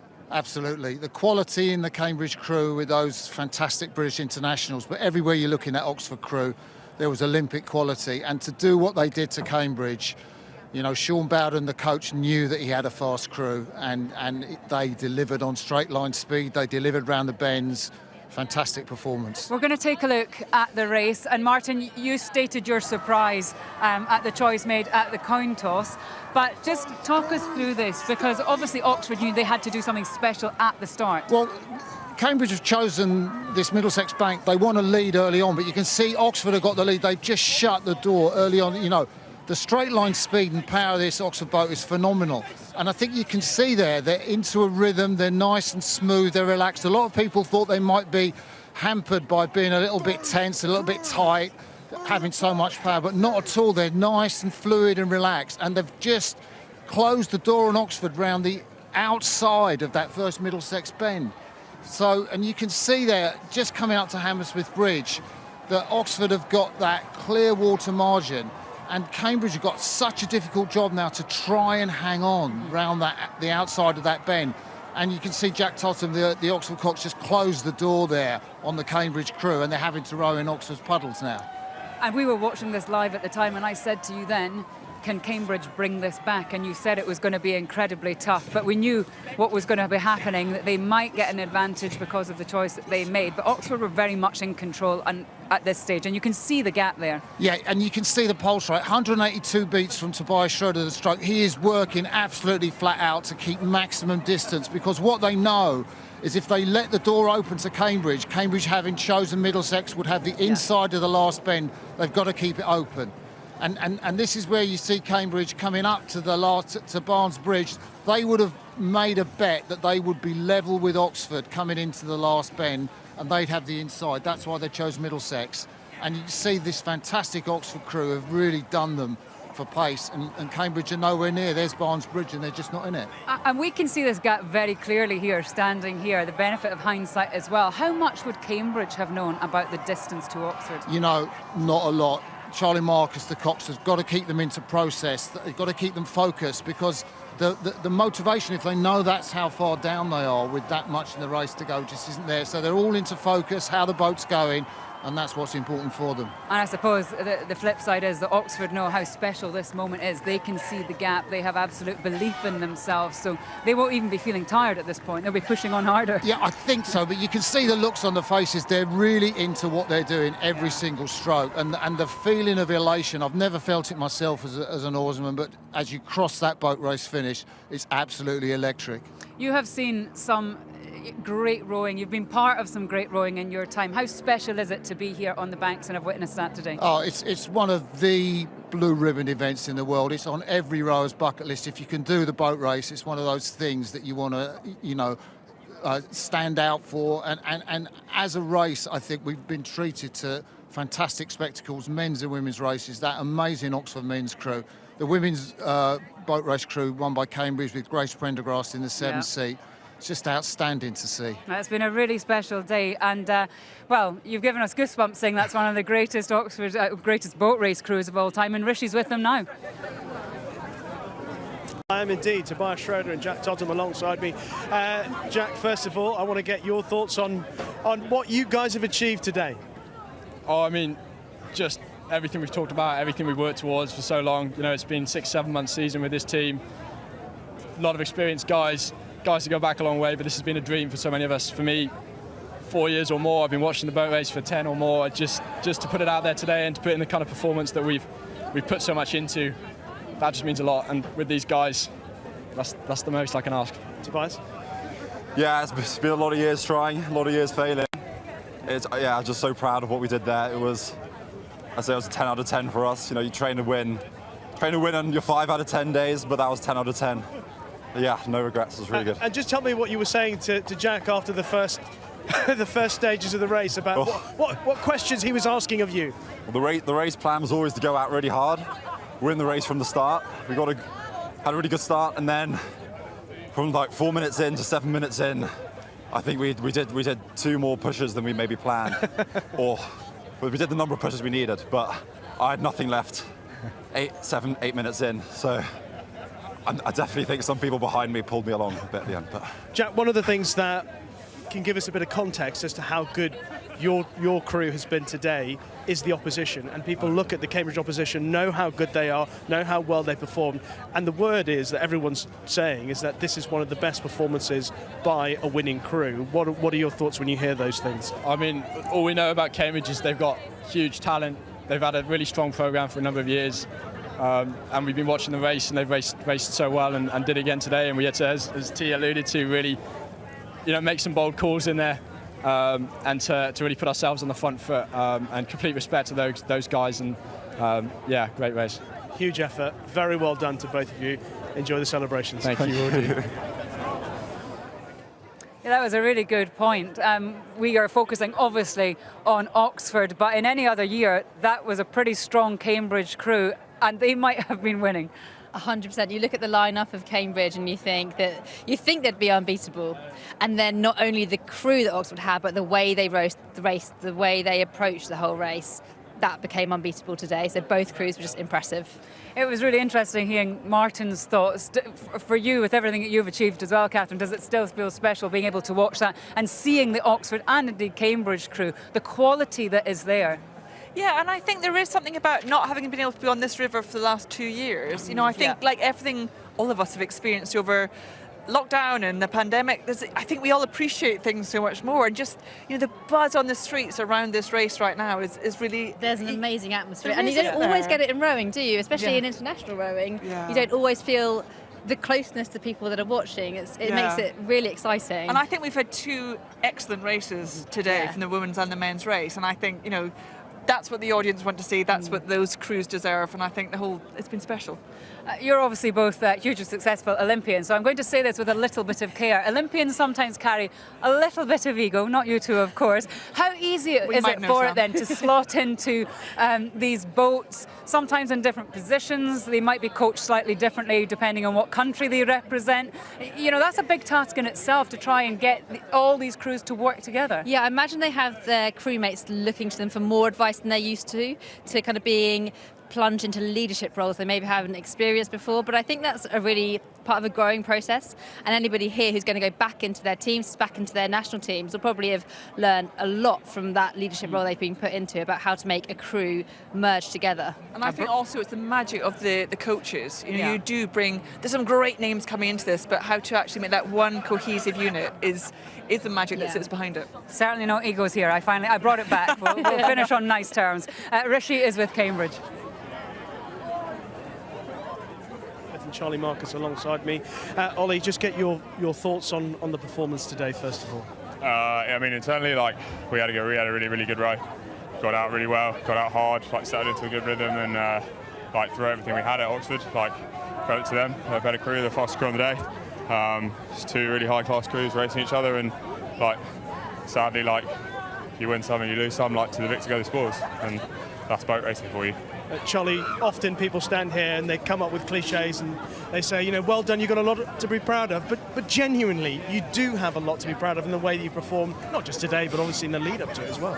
Yeah, it's been a long season, and the guys have been great, all all the members of the team, sort of not just the guys, us 9 in the blue boat, but Goldie, the spares. It's been just such a supportive atmosphere, and just everything that's been asked for by Rob O'Brien this season. It's just 100% commitment, kind of make incremental changes all the way through. It just wasn't enough.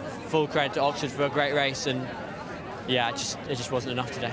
It wasn't enough today, but are you able to walk away from this experience and say, I've enjoyed so much of it, I've enjoyed just about everything in it, and it's something that I will always take away with pride and positivity? Oh, massively, I think, especially for myself, like one of the more experienced guys in the team. I feel like I've learned so much coming here, learned so much like coming back and like rowing guys a lot younger than me, certainly with a lot more enthusiasm in the mornings at points, but I feel like I've learned a lot to take on with me. And the result definitely isn't the result that we wanted today, but I still think the steps on that guys have made the whole way through the team, like not just, as Charlie says, not just the guys in the 8, it's the guys in Goldie, it's the guys who turn up in September and want to trial. Like that's a real solid measure of a group of men there, and that's for me that's the big thing that you take forward. It's all you can ask yourself is put out 100% performance, and I think we did that today, and that's all you can ask at the end of the day. Absolutely right. Charlie, Ollie, thank you so much for coming to talk to us. Commiserations. Thank you. Some pretty honest self-examination there, and that will continue while the crews recover and ahead of the presentation. And I come now down to the finish. We will hear more from them. But a chance to reflect on the wider impact of rowing and those who enjoy rowing, their connection with the environment, and an insight into a project, an endeavour, a scientific experiment of a sort called GB Row, which is going to involve an exploration of the microplastics in the water around the British Isles. Let's find out more.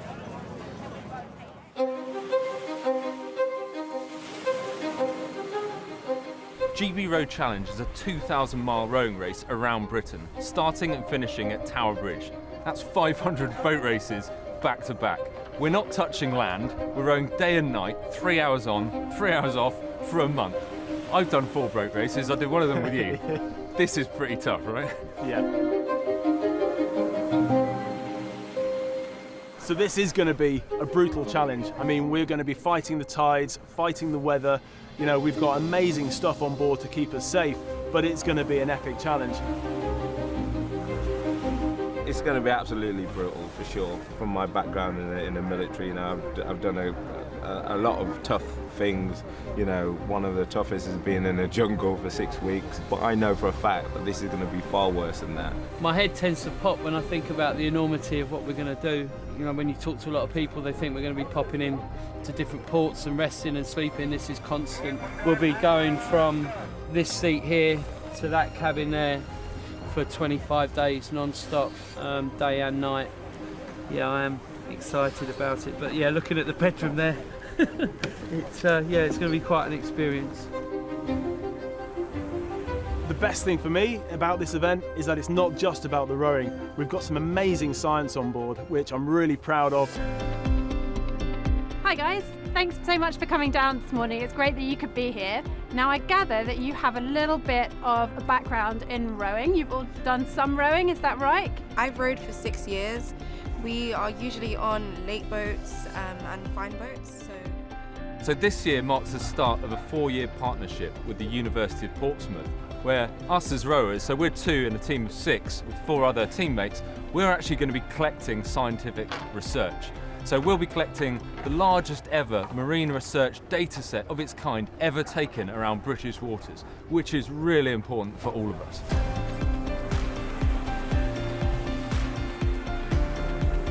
So one of the things that we're going to be doing is collecting environmental DNA. And this is where we filter the seawater to capture the tiny traces of DNA that are floating in it, that are given off by all of the animals in and around the area. We just push water through the filter like this, capture the traces inside, and then this filter is sent off to the laboratory where we're going to sequence the DNA that lets us read it and identify all of the different species that have been there. So this is the hydrophone. A hydrophone is just a microphone that's underwater. You can't see it because it's been built into the rudder here. This will go onto the back of the boat but this is going to collect the sound all the way around the UK. And that's so important because we want to listen to not just what animals we can hear, but the pollution. Noise pollution is very damaging to species, so we need to know where it's the noisiest in the UK and if that's going to change over the next 4 years. So for me, this event is really redefining purpose-driven sport.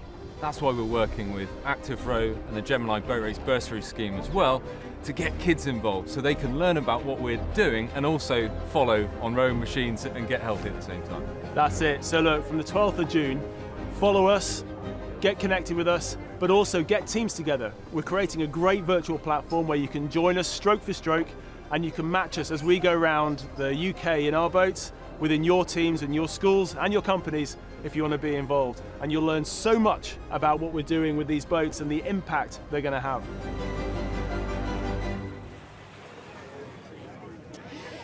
And it's fascinating actually when you look down the courses that the rowers are studying, how many of them are involved with the environment. And Melissa, in terms of your work now, you work in sport and sustainability. Yeah, and was actually led that way by the boat race. I think it was part of that experience of being out on that Ely Strait with the big open skies, getting hit by all the weather. I mean, we didn't see that so much today, but certainly as a rower you are more and more aware of the climate, and I wonder if that feeds into, as you say, the number of athletes that are now studying sustainability-linked courses. And I notice it, you know, living not far away from here, walking down the Thames virtually every day when the tide is out, how much rubbish you can see has either purposefully or not, or by accident, been dumped in the river. Yeah, certainly. And I think that's one of the things that is really exciting about this partnership with the Boat Race and GB Row, is that you've actually got this project going out round the course of the UK, picking up microplastic levels, amongst other things like temperature, noise pollution. And we really need to be, I mean, sport is often all about getting the data, getting that base level. All of these athletes, we're seeing them at the end of their journey, but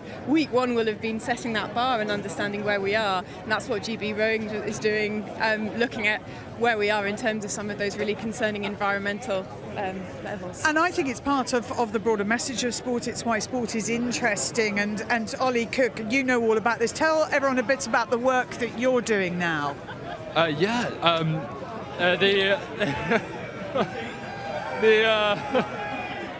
The university's doing incredible research at the moment to meet some of the biggest challenges of our time, and I'm involved in the new lab, SDG lab at the university, that's doing amazing things. So very, very proud and very lucky to be involved with this project. And Ollie, obviously that's what you're doing right now with your life. In terms of rowing and still being so connected with Oxford, you must be thrilled by their performance today and indeed by the result. I'm hugely inspired. I'm so proud of the guys. I think we've just watched a sport executed at its very best, and I train with some of, I've seen what it's like to go through that process and to do what they did today, to row the way they did. That is brilliant, and I think that will be watched of years to come and how you do that. So I'm very proud. You can see Tobias at the finish line, how much it means to him and how big a deal this is. So I think it's great to see Oxford back on the up. Ollie, thank you so much. Thank you for your contributions as well throughout this afternoon. Well, it's getting busy down here at the finish. I am surrounded by rowers from all of the various crews, and we are ready for the presentation. So it's over to Rishi Prasad. Ladies and gentlemen, would you please join me in welcoming the presentation party for the 2022 Women's Gemini Boat Race. Blair Halliday, head of UK for Gemini, and Fiona Morrison, 3-time boat race winner. First of all, let's have a round of applause for the Oxford University Boat Club Women's Blue Boat, and welcome up onto the stage Anya Zephas, Christine Cavallo, Julia Lindsay, Gabrielle Smith, Anastasia Posner, Annie Anazakis, Erin Reelick, Joe Gellett, and President Amelia Stanley.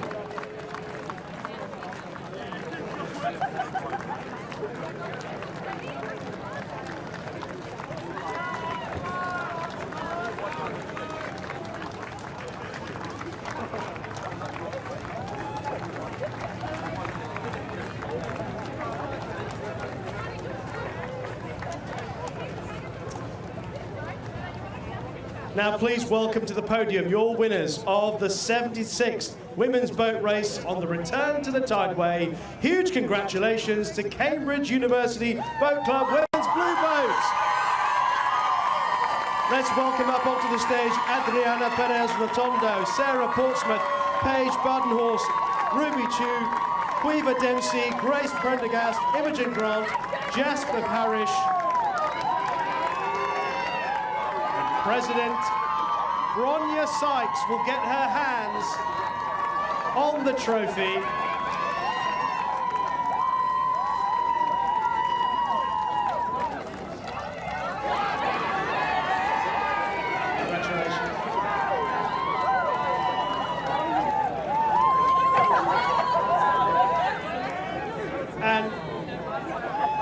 Congratulations to Cambridge University Boat Club Women's Boat. Fantastic performance. A huge round of applause. Please enjoy spraying the Chapel Down English sparkling wine all over yourselves.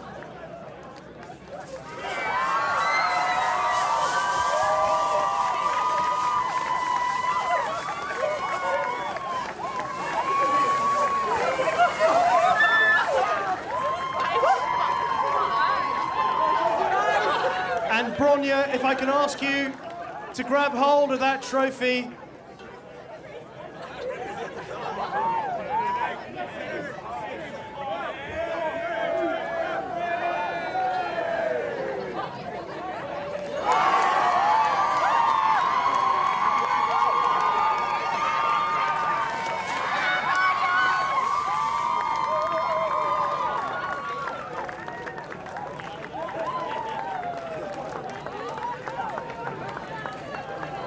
Okay, yeah. Congratulations, and we're going to ask you just to step down for a second.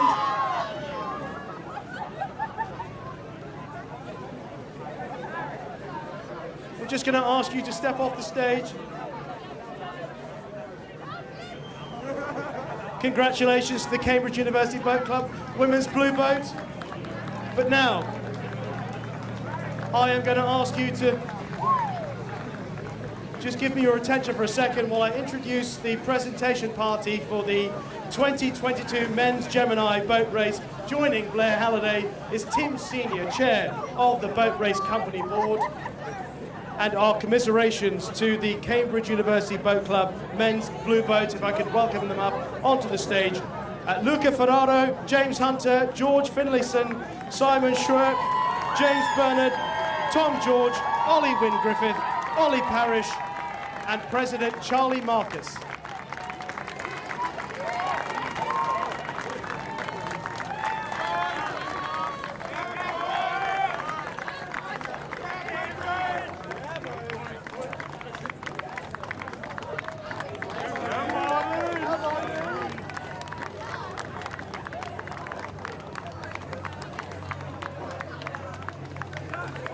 And now, ladies and gentlemen, let's hear it for your winners of the 167th Men's Boat Race. Oxford University Boat Club Men's Blue Boat, led by Liam Corrigan, David Ambler, Barnaby Delars, Jack Robertson, Roman Roosley, Charlie Elwis, Angus Groom, Tobias Schroeder, Jack Totham, and coming up with them,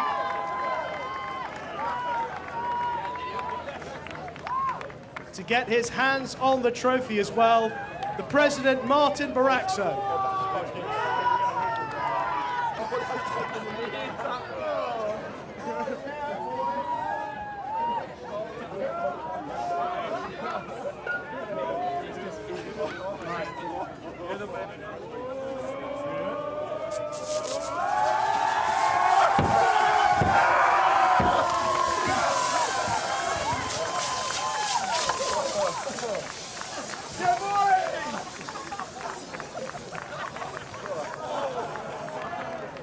And Martin, if I can ask you to pick up the trophy and hold it aloft, celebrate the Oxford Blue Boat.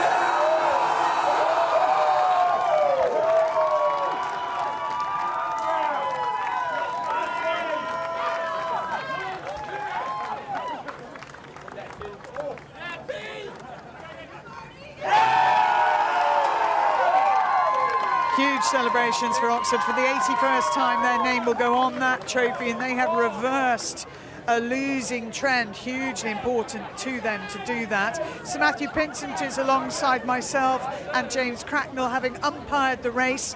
How busy were you in the early stages? I think it's always going to be busy early on, but the good thing was that the coxes, when you ask them to move, they would move. And at that point, it becomes a whole lot easier because you feel in what is a pretty chaotic race and a chaotic bit of river, you feel you've got a bit of control, which is all an umpire can ask for. James, how do you reflect on Cambridge's effort there, the decision to take the Middlesex station and what they tried to do in the race? In terms of taking the Middlesex station, we knew Oxford are a very powerful crew, and you've got to be on the front foot and be prepared to go long, and that's what we backed our rhythm to do that. I guess the almost frustrating when you talk to the guys afterwards is there's nothing to say you could have done better to change the result of the race. Oxford rode incredibly well. Well, now, as tradition dictates, the winning crew throw their cocks into the water, which I always think is rather unfair because the cocks in both cases has done a great job, and I think particularly with Jasper Parrish in the women's race, making bold decisions early on, and maybe, Matthew, had you been umpiring that one, you'd have been shouting a fair bit, you might even have disqualified them.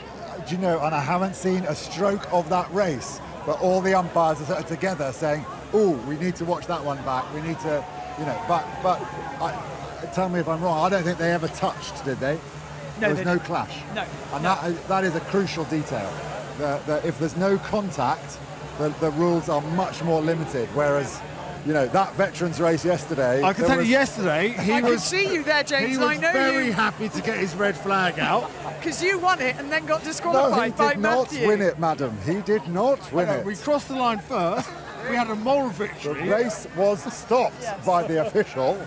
The way he disqualified us was, Cambridge, I would have disqualified you. In fact, I am disqualifying you. It was even worse. But the great thing is, James, that 24 hours later you've got over it. So let's have a look at the Cambridge women, the victorious women, giving Jasper Parrish a swing. And he will be flung into that. Oh, that was not a good throw. I think they need to apologise to him for that, because if you're going to throw them in, throw them out far enough and let go of the leg. Just a reminder, Jasper reading computer science. And now we have the turn of Jack Totem, the cocks for Oxford. Now they'll fling him right out, I think. Oh, yes. Still not very deep, though. Health and safety will be all over that. But these shots, I think, show how different this is as a sporting event to anything else that happens anywhere in the world. These are students, yes, in both crews. We have seen rowers of Olympic quality and Olympic standard, but they race here for no prize money, they race for honour. And at the end of the day, the cox gets thrown into the cold water of the Thames. It's been a huge joy to cover the boat race back here on the Thames again. Great to have crowds. It's so nice to be back. So nice to have loads of people in close proximity. That feels great again. Thank you to both of you, to everyone who has offered their insight, and thank you to you at home for watching. Congratulations to the Oxford men and the Cambridge women who set a new record today. Bye-bye.